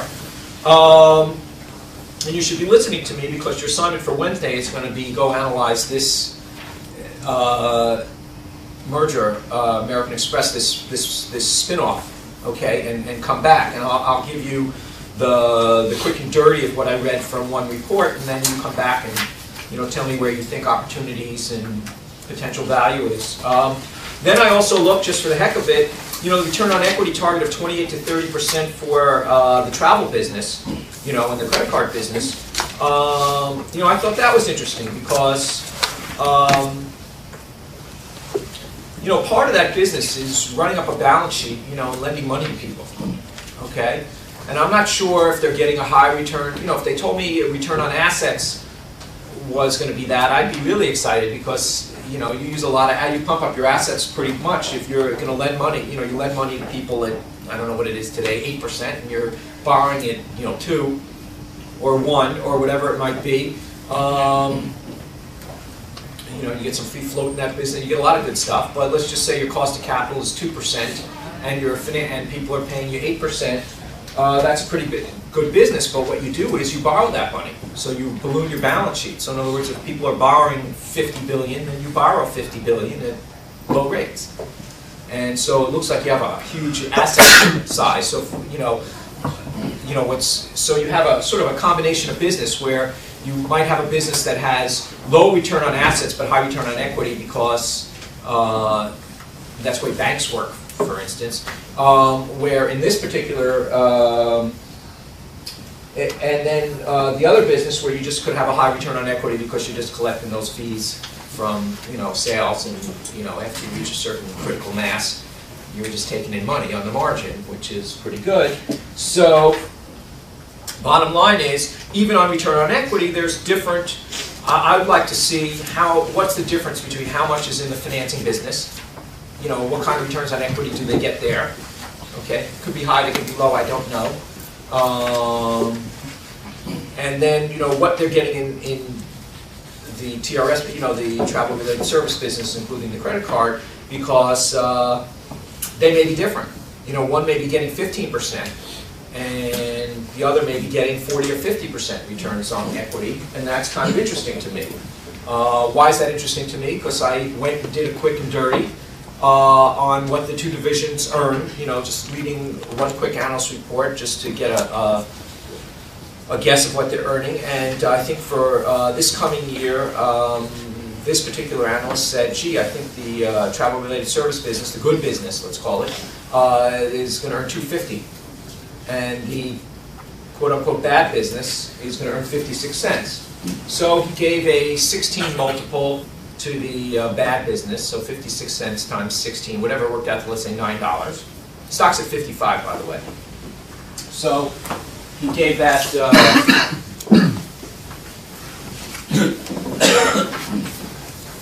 so he said, I'll give that a value of $9, and then he just said, look, the good business is going to earn $2.50. I'm giving that a 20 multiple, that's 50.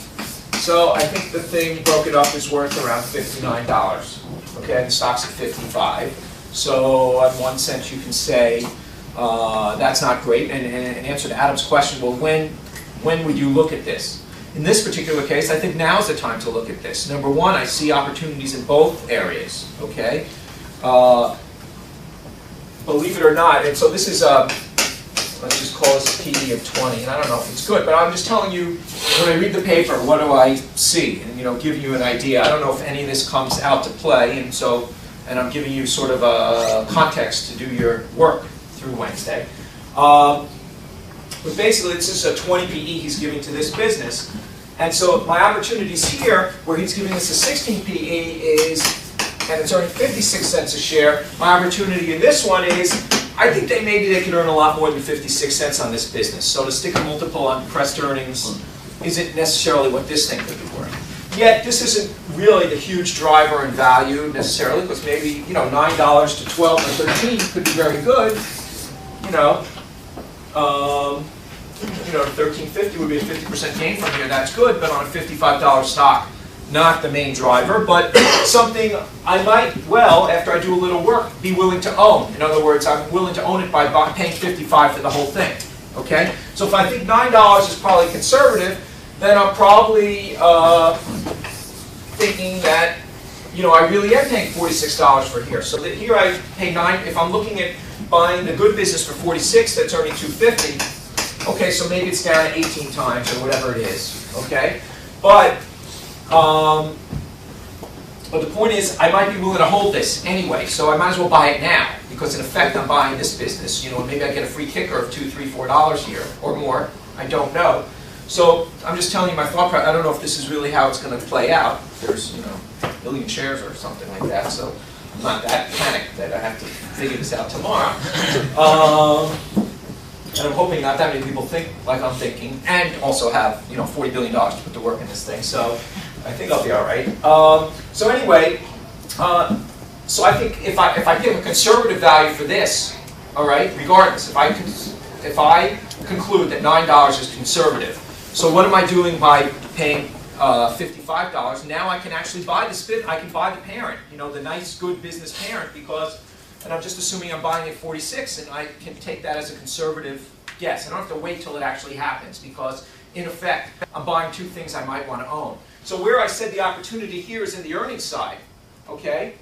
In this one, believe it or not, being a cheap value investor, I think the opportunity may be in the PE side, okay? Because now you're unleashing a great, you know, and I want to really look at that return on equity to see, you know, how high one business is versus the financing business, which might be a large part. You know, in the financing business, you could always, you know, sell that off or whatever and take, you know, get a high return on equity that way. I might want to keep that business, that's not it, but I just want to see what kind of business I own. And perhaps I own a 40 or 50% return on equity business, you know, if I strip out the financial part. I don't really know. And so, I don't know if 18's right. You know, a number of years ago, and we'll probably analyze this later, is one of the best positions I ever took was, you know, because I had looked at Duff & Phelps, which we looked at year 2.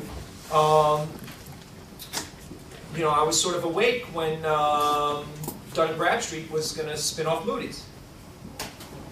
And Moody's was a business very similar to Duff & Phelps, which got, you know, 100% plus returns on equity, didn't require any capital spending to grow. And so what we did in that one, and we'll see the analysis, is we said, well, gee, one of the better investments made over the years was Coca-Cola. And so why don't we compare this, you know, adjust for interest rates, this, that, the other thing. Let's compare when Buffett paid for Coca-Cola, and I was around at that time, being old. I remember thinking, you know, gee, he's paying a lot for that. You know, I think at the time it was 14 times earnings or something like that. And I said, gee, he's paying a lot for that thing, and I wonder what he sees. You know. Anyway, you know, that thing grew at huge rates of return over a long period of time after that. And so we would conclude that was really an excellent thing to do at that time, and even though it seemed like a relatively high multiple. So when we compared Moody's to Coca-Cola, there was no comparison. Moody's was actually a much, much better business. Because where Coke had to reinvest, to get their growth, they had to reinvest 20% of their earnings back into the business. Moody's had to reinvest 0. Okay, so you could get the same growth, let's say, and possibly even more growth, for no reinvestment. So actually, Moody's dollars were actually worth more earnings than Coke dollars were, because Coke dollars, to get their growth, you only had 80 cents on the dollar left after you got your growth. With Moody's, you got to keep the full dollar. So anyway, that just gives you an idea of why I might pay a lot for a good business, or a higher multiple than you might imagine, you know, something that gets a high return on capital.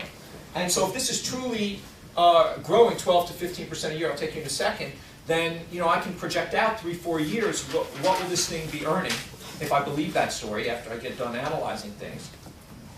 You know, and put a multiple on it, you know, in other words, you know, remember, you know, if 10-year bond yields are 4%, you know, and I could earn, I could buy a business for $100 that's earning $4. Okay, then we're both getting a 4% return, except this one may be growing.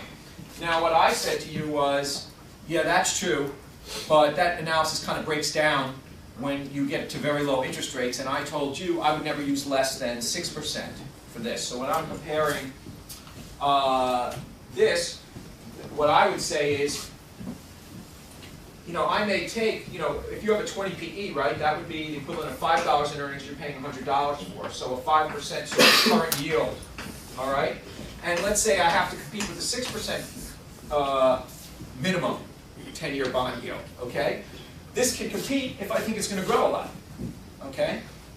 And I might rather have that, depending on how solid I think the business is, how good the franchise is, how confident I am in my predictions. I may well want to have this. It's not to say I can't find other things that are cheaper than this, But that's my first analysis, is to compare it, would I rather own this or a bond, a 10-year bond? And in Coke's case, I mean not Coke, in American Express case, I can already get this down to probably, I don't know, you know, 5.5%, 6% yield, and so I'm starting from there on something that's going to grow 12 to 15%. I want to see how much capital has to go into that business to get that growth. I want to see what kind of returns on capital are going into the business when I strip out the financial business. Okay? How did you get to the growth, 12 to 15%? I don't know. I read it in the Wall Street Journal. I don't know. So you, I'm not sure. I haven't done the work yet. I'd have to confirm. Okay. I'd have. It's no. American Express gave that guidance. Okay. He added that the removal of AEFA, and who is he? He is.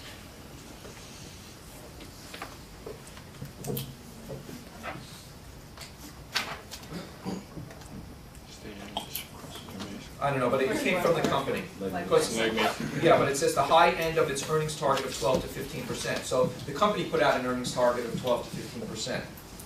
And so he's saying maybe, you know, at the high end, I guess, is 15. I don't know if that's right or anything. But I'm just telling you the formulation of a thesis is what I'm saying from reading this one article, okay, and then getting one report just to see how the breakdown of the earnings are. I'm just telling you, okay, here's the start of my thesis.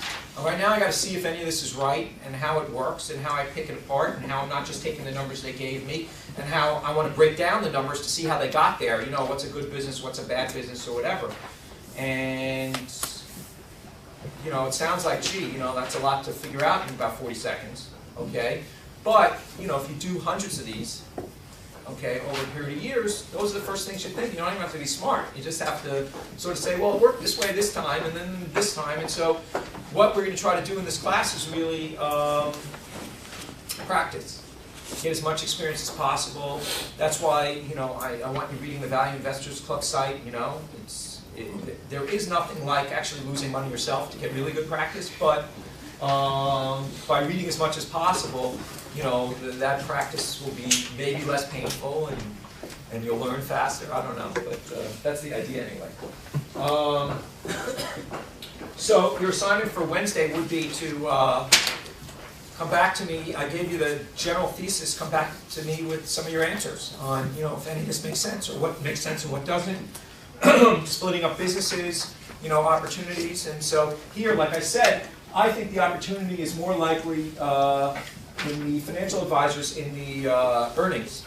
And I think here, you know, if you're going to be using 12 to 15% growth in earnings, or if that turns out to be true, multiple expansion could be the place. Because when I bought Moody's, it had a PE of 20, okay, which is not what I would normally do. But I thought the business was so good, and when I went through this, even this simple analysis of this 6% thing, and I really ran through the numbers, I figured out, you know, I really should probably be paying 30 times earnings for this thing. And the earnings are growing. You know, so if those earnings are growing 15% a year, and you should get multiple expansion of 50%. Not that I would pay 30 times, hopefully I'll find something cheaper, but fair price was that. And there are a lot of people with billions of dollars who will think that's a good deal, especially when their alternatives aren't, you know, that great. So I'm not saying, oh, I'm going to run out and pay 30 times earnings for a lot of businesses, but I might even, in an extreme circumstances, and frankly, I've never found a better business than Moody's so far. Okay, I haven't. And so that would be the top of what I'd be looking at, but still, in that particular case, I looked at that. Now, American Express, I think, is potentially a really, really great business. I don't think it's Moody's, but I don't know yet. I don't know. I mean, I know it's not Moody's, but I don't know how good it is. I don't know if that I don't know what that 28 to 30% means right now. I know it's very good. It's just a question of how good. I don't know if that's really 40 or 50 in the businesses I care about, you know, rather than the financing business where it's not. How do you think about the multiples in terms of whether it's worth 17 times or 21 times or? Pretty much like I discussed right here. Just inverse 6% is a 16.66 PE, let's say, assuming no leverage. You know, I generally think in pre-tax multiples because I'm looking at EBIT, but translated into a non-leveraged firm, everything else, you would say 6% EPS. You know, 6% yield. So that would be the equivalent of earning, you know, on a $100 stock, $6 a share, and you're paying 16.66. Is that $6 growing? how confident I am that it's growing. You know, how long do I think it's growing? How good is that franchise? How long lasting is it? And then I compare it to this. Then I compare it to my other alternatives. But the first thing I'll do is compare it to this to try to come up with what I think is a fair multiple. Now, the beautiful thing about being a value investor combined with trying to value businesses is most businesses I can't figure that out. I just can't. So I'll skip those. So that's number one. Number two, when I can't figure it out and think I have a pretty good view, I'm only going to do it when I have so much room. You know, I think it's worth $10 and I can buy it for 5 or 6. Or it's going to be worth $10 in 2 years and I can buy it for 5 or 6 now. Something like that. I think, and if I'm wrong, so I kind of break even is the way I look at it. So I don't measure risk by volatility. I'll measure risk by, you know, how much money I'm going to lose. Okay, and how confident I am that I'm not going to lose money, even if these 10 things go wrong, or I'm wrong about these 6 things, or whatever it might be.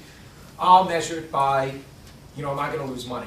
And so, you know, it's like flipping a coin, saying, you know, $5 if it's heads, and I don't lose anything if it's tails. You know, you flip that coin a lot, right? So that's what I'm trying to set up in my investments. You mentioned adjusting for interest rates when you were comparing Coke to Moody's to compare the valuations. Yep. How did you go about that? Well, what I said was that we were going to discuss that in a later class. Oh, sorry. So, and it's not a science, even though it, you know, mathematically could be. I took broad brushstrokes to answer that question. It seems in the book that when you discuss a situation like this, that You paid attention to that book? it's a good read. I'm a writer. I like the.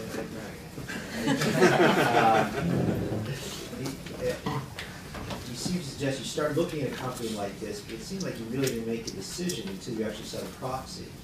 Is that not true? Like sometimes you make a decision at this stage, or usually it almost always making a proxy. You're very helpful. All right, so let's go. Let's go to our videotape here. Let's go to page 1. You know, flip over the first 2 pages, which are the things that maybe you can pick some of your. This is a spin-off calendar from January. Some of the spin-offs didn't have any of these 3 in it when you're doing your paper. The next thing is something we'll talk about. These are companies that are own stock in other bits and pieces. In other words, these are parent companies that own stakes in other publicly traded equities that we'll talk about next when we turn the page to see the Sears example that we had in the book. And we'll just go over the details of the timing in answer to Adam's question. The first announcement of the Sears, you know, similar to what we've just read in the paper in the last 3 days, big companies, everyone's looking.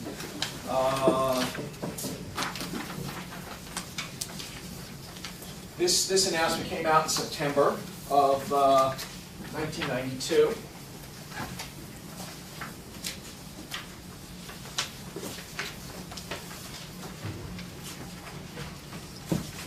Okay, and it says, basically, this came out September 29th, and what he said is, what we're going to do is sell, we own, Sears at that time had 2 big subsidiaries. One was Dean Witter, and the Discover card included in that division. And the other big division they had was Allstate, in addition to the retailer that everyone knows about. So on September 29th, they announced that we're going to sell 20% stake in our Dean Witter to the public. Why would they sell 20% rather than just spin it off? Get a valuation. Pardon me? Get a value. Why do they care about evaluation? They're spinning it off. There's what they said they're going to do with Dean Witter is they're going to spin off. They're going to sell 20% of Dean Witter, and then they spin off the other 80% of Dean Witter. All right. So they owned 100% of Dean Witter Discover. What they said they're going to do is they're going to sell 20% to the public, and they're going to spin off the other 80% shares that they own. Okay. So one of the answers was, well, they want to establish a value for the spin-off, but if you're spinning off the whole thing, what do you care? Your shareholders are getting it all. Is there another reason why you would sell 20% first? tax related something? No, but it's tax related in this sense. You can't sell more than 20% and still have a tax-free spin-off, okay, and collect. I think the general rule is that if you own 80% of something, you can tap their cash flow without, you know, an extra tax step, okay? And so you would sell more than 20% if you were going to keep 80%. But why would you sell 20%? Maybe if you want to buy something in the open market, like your shareholders. You're pretty crafty, but no. Just to get the cash. There you go. You want money. You know, when you spin off something, usually managers, the reason they keep buying stuff is because they want to expand their domain. The reason you're spinning off stuff generally is because it didn't work out, or you're not getting the value in the stock market, or something's not going right. And so that's kind of a painful thing to do, to get rid of assets that you are under control on. You don't stay chairman and CEO of both. You have to pick one, and now your domain is considerably smaller. You might want to get rid of it, but keep some of the cash, you know, value of it. So if you sell 20%, you get that cash. So rather than just giving it straight to the shareholders, instead of giving it to the shareholders, you take back 20% cash. So that's just one reason why you would do it, to get rid of it, but keep some of it. See some of the value from it. So they announced that they were going to do that. They were going to first sell 20% to the public in a public offering, and then a few months later they were going to spin off the other 80%. So you're going to get the whole value for that. And then also they announced that they're going to sell 20% of Allstate to the public, but they're going to keep the other 80%. Now, having been in the business for a while, when they're doing this and they're selling 20% of Dean Witter, and then they're going to spin off the other 80%, and then they announce, well, we're going to sell 20% of Allstate Insurance, and then they say, Sears said it will continue to own 80% or more of Allstate and has no intention of disposing of this interest. That means that they're going to dispose of that interest. Okay? Because there's no other logic to that move. I mean, once you sort of, you know, sort of can't be half pregnant here. They get. So, and that you can only get really from hanging out for a while and reading corporate speak. Okay. They are trying. What it says is we're going to try to hold on to this, but there's no way that's happening. So, okay. One question. Just what about some of the, I don't know, internet spin-offs, like Barnes & Noble spinning off BarnesandNoble.com, and then eventually they did hang on to their stake and bring it back in. I mean, do you see that some companies do that, or just trying to take advantage of, I don't know, market that particular was an interesting situation where they BarnesandNoble.com, even though it wasn't making any money and losing money, they could do a public offering and sell 20%, right, at some ridiculous internet price at the time. So they took advantage of that. But I think because for strategic reasons, in other words, Sears is a department store, Allstate's an insurance company, Dean Witter, Discover is a brokerage firm, credit card company, and so there's no strategic reason to hold on to it. In that particular case, a lot of reasons. One, to take advantage of the internet bubble, and two, you can imagine that there's a strategic reason for a bricks and mortar bookseller to hold on to their internet bookseller. So I think there was a strategic reason on both ends why they sold off the piece and why they kept control of it at that time. So. Quick question. This may be asking you to read too much into this, but they have no problem admitting they're going to spin off Dean Witter. Why, or what's their incentive to say that we have no intention of ever selling? Oh, because they don't want to. They don't want to, but they will. Just going to have to. Yeah, I'm just reading. Yeah. You know, I suppose if they get the value out of the stock, there'd be incredible pressure. You know, in those days, being from Sears was a euphemism for being a loser. You know, I mean, basically, I mean, they're really the worst of the worst. So under pressure, they do this, and they're not going to be able to hang on to as much as they want to hold those assets. I did not think at that time. I assumed that I was eventually going to get that. I may have to wait around for a couple of years, but since my horizon is, 3 years, no problem. Now, I did not, to let you know, when this came out, I didn't do anything. Okay, this came out in September 92. So now, you move to April 93. Me still asleep at the switch, even though I've been doing this for 10, 12 years already at this time. Still asleep at the switch. And we see that there's an article in Chicago Sun-Times, but every other paper, that they're getting ready to, let's see. I guess they did the public offering in Dean Witter. And now already, so I missed that again. And now they're getting ready to spin off the other 80%. And what you get is, for every share of Sears you own, if you're a shareholder of Sears, you'll be getting 0.4 shares of Dean Witter. So if Dean Witter is at 35, and you get 0.4 shares, you're going to get a roughly $14 for every share of Sears that you own. Since Sears at that time was at $53, you could quickly do the analysis, is that you could either short the Dean Witter that was out there and create the rest of whatever Sears was for $39, or you could just wait for your distribution and sell it off when you're done, and take the risk where Dean Witter moves in the interim before you get it, and get roughly $14. Not exactly $14, but so yes. Can you do that math again? Sure. If you own one share of Sears, okay, and Sears had, I think at the time, let's just call it 440 million shares outstanding, okay? Sears, let's just say, because I don't know the exact number, owned 176. So let's say they owned 176 million shares of Dean Witter. Okay, they spun off 20%. The 80% share of Dean Witter was 176 million shares of Dean Witter. Okay, that's what Sears owns. So if they said, "Hey, we're going to spin off our shares in Dean Witter and give them to you," when they get done spinning them off, if you own one share of Sears, okay, that means that for every share of Sears you own 0.4 shares of Dean Witter. Okay, in other words, if there are 440 million shares outstanding,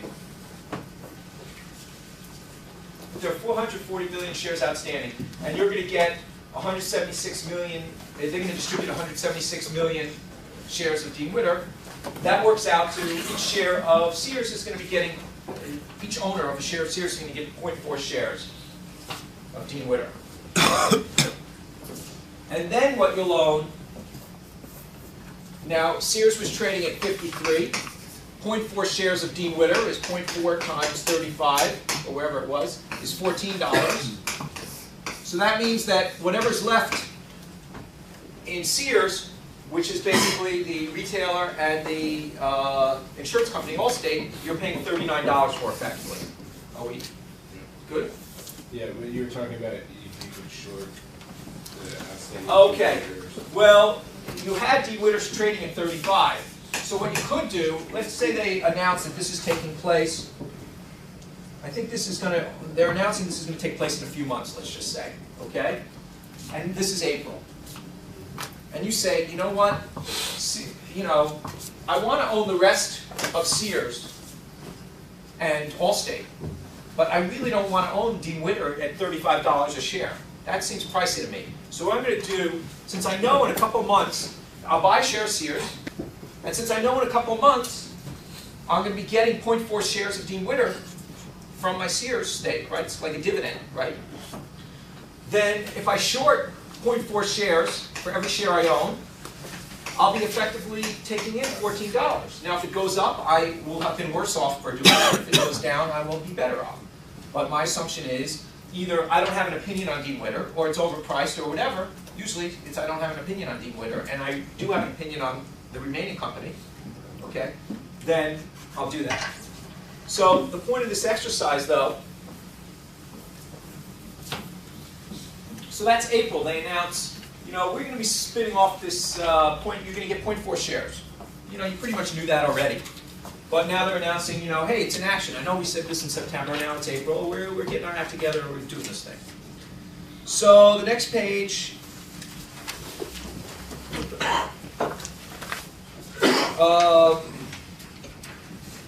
Is when they fess up to the fact that not only are they going to, page 4 I guess this is, they've already made the decision to, the headline is Allstate offering scheduled for early June, Goldman, all right? So Goldman Sachs is doing the offering for Allstate, and they're going to sell 78 million shares of Allstate, okay? You know, I think I got my numbers wrong, but anyway, they're going to sell 78 million shares of Allstate. They tell you the range that they're expecting, not that that's guaranteed in any way, because this is just May, 24 to 27. Upon completion of the offering, Sears will indirectly own about 82.1% of the outstanding common stock. Now, they also announced at this time that they're going to spin off the rest of Allstate also. Okay? So they fessed up to what they didn't want to do in September, and they're going to go do that. So now what happens in June, oh, by the way, I still haven't bought the stock yet. Okay? I haven't even looked at this situation. Okay? So I'm a loser. Okay, so now, Allstate just tells you, you don't have to be that good to make money. So here, we'll see on this example. Now, Allstate is selling 78.5 million shares. I mean, Sears is selling 78.5 million shares of Allstate to the public. And you see the per share price is $27 in this offering. And this is taking place towards the end of June, like June 20-something. And that will leave them with whatever the inverse is. I think it was about 343 million shares. And what was great about this for someone who's not a math wizard is that the stock in Allstate, the 82% of Allstate that Sears was going to keep, was equal to the number of shares of Sears there were.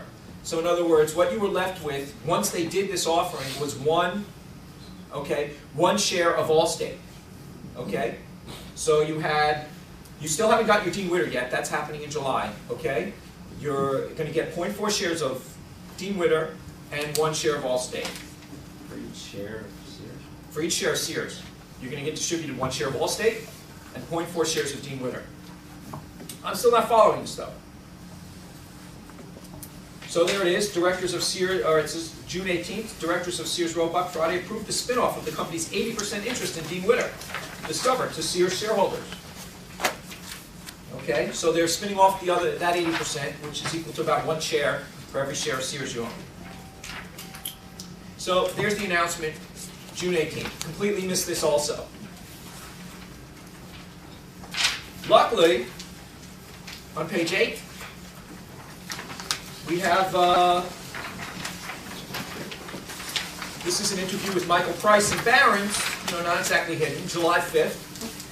I think my edge here was that, it was probably a holiday weekend and no one was reading, I don't know. So, I guess the only thing I can think of, because it was announced in September, now we're in July. Okay.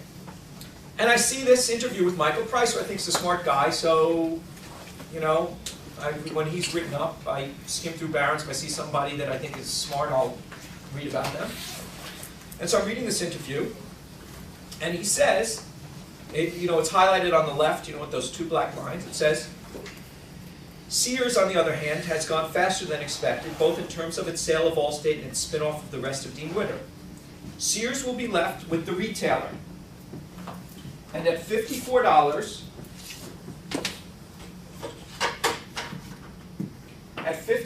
a share, it includes 1 share of Allstate, which is at 28, all right? Because Goldman Sachs did the offering, stock's now selling at 28. So he's saying Sears is at $54. Now he's saying, gee, for that $54, that includes 1 share of Allstate, which is worth $28 a share. Following that, right? Makes it pretty clear. So that leaves $26. Then you get 0.4 shares of Dean Witter, which is worth $15. So whatever Dean Witter's at that time, probably 37 or whatever the number has to be $15. So 0.4 shares of Dean Witter, you're about to get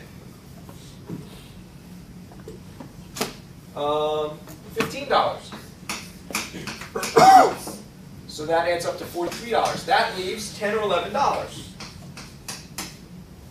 But he says, if you look at what's consisting of the $10 or $11, once you get rid of Allstate and Allstate and Dean Witter, he says, gee, about 2 or 3 of that is Sears Mexico and Sears Canada. That leaves about $8. Coldwell Banker, which is a broker, a real estate broker, Sears owned that also. That's worth $2 or $3. So that leaves about $5 a share, or a market cap of $1.5 billion on $27 billion in sales. Now, and then he says, the new management seems very focused. It's an almost debt-free retailer with huge real estate opportunities. Part of this whole analysis, when you subtract these values and everything else, what are you paying for the rest? You have to work out the debt. Okay? In this particular case, there was no debt on the retailer.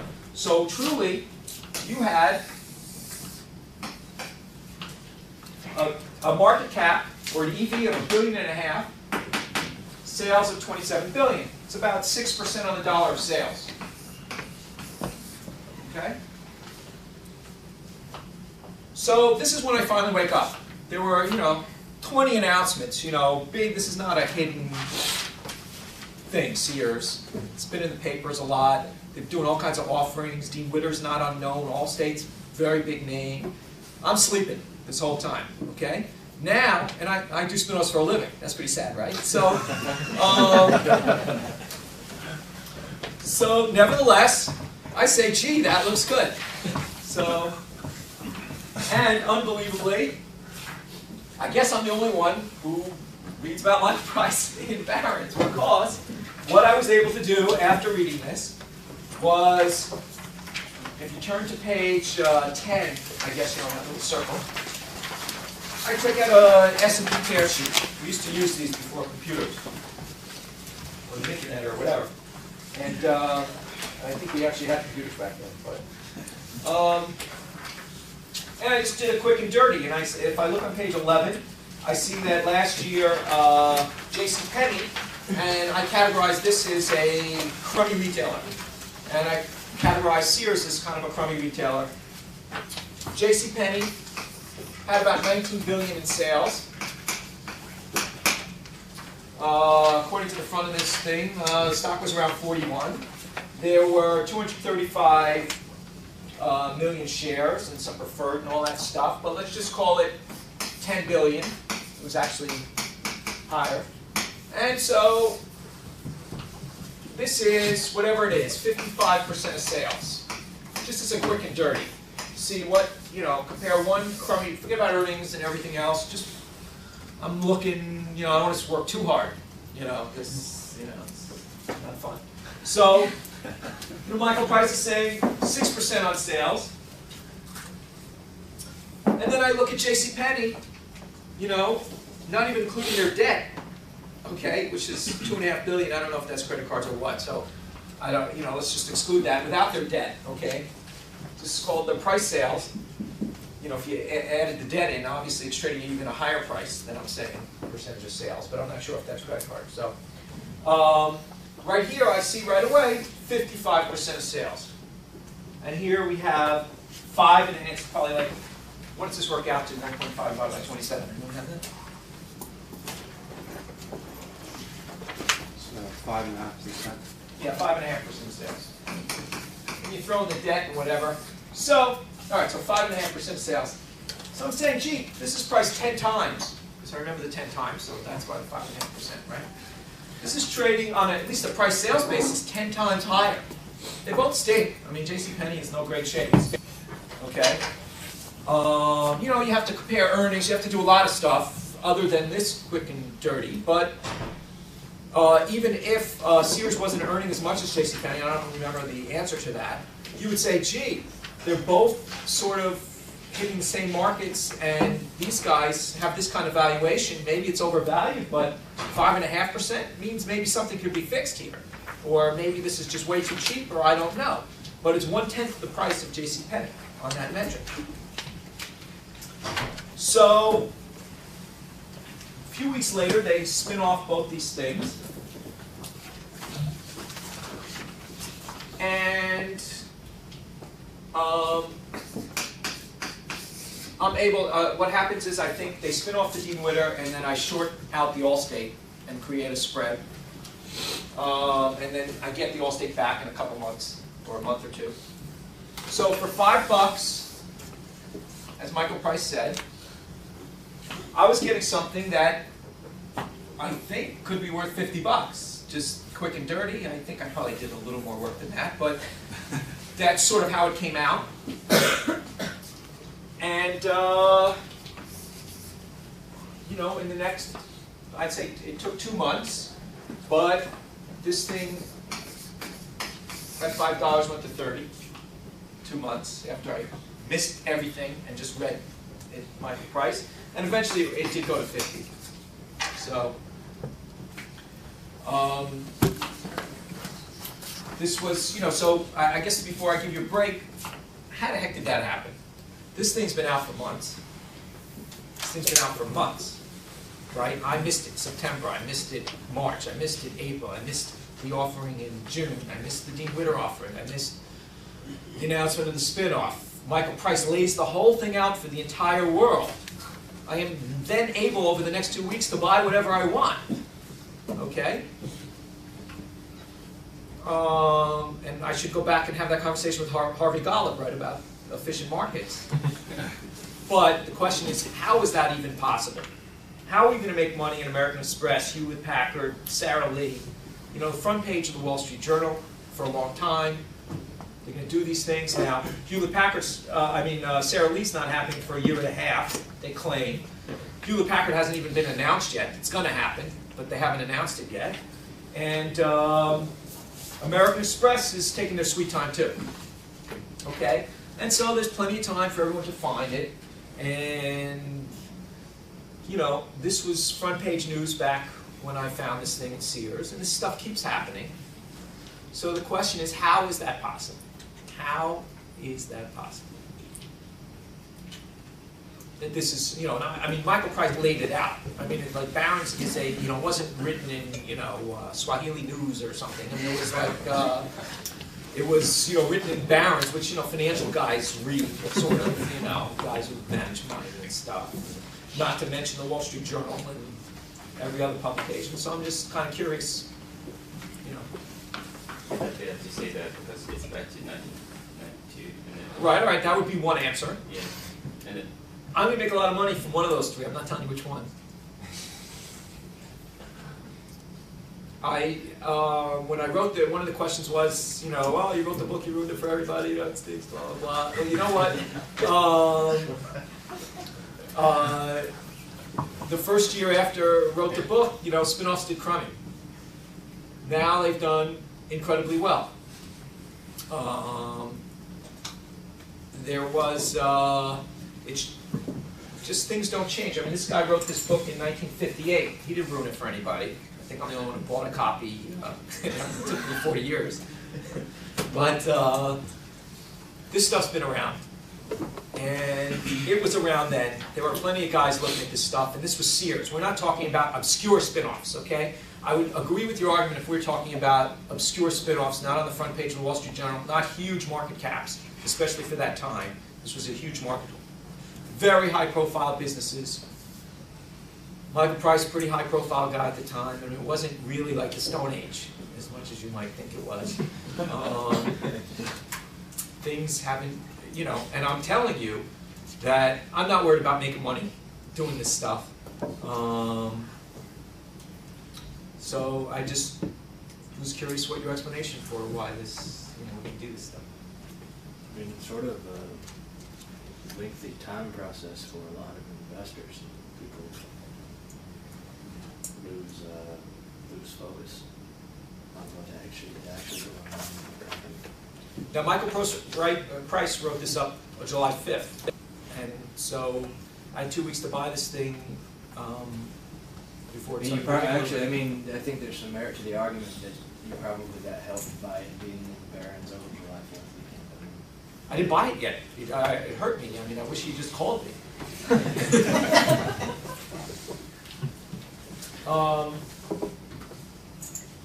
But I'm making it sound too stupidly easy, right?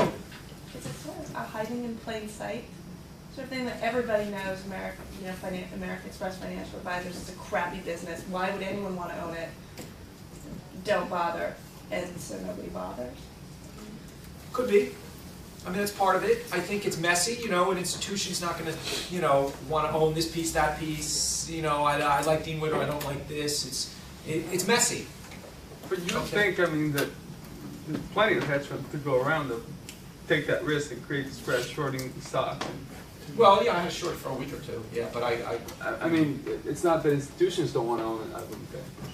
I mean, right now, there's plenty of institutions that okay, so you're saying that would, at least potentially. Okay, well, there were plenty of institutions back then, and there are plenty of institutions now, and I'm telling you, after the first year after I wrote the book, Spinoff's done great.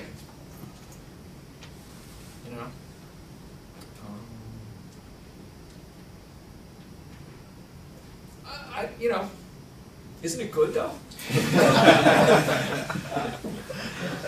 How did the other two spun-off companies fare?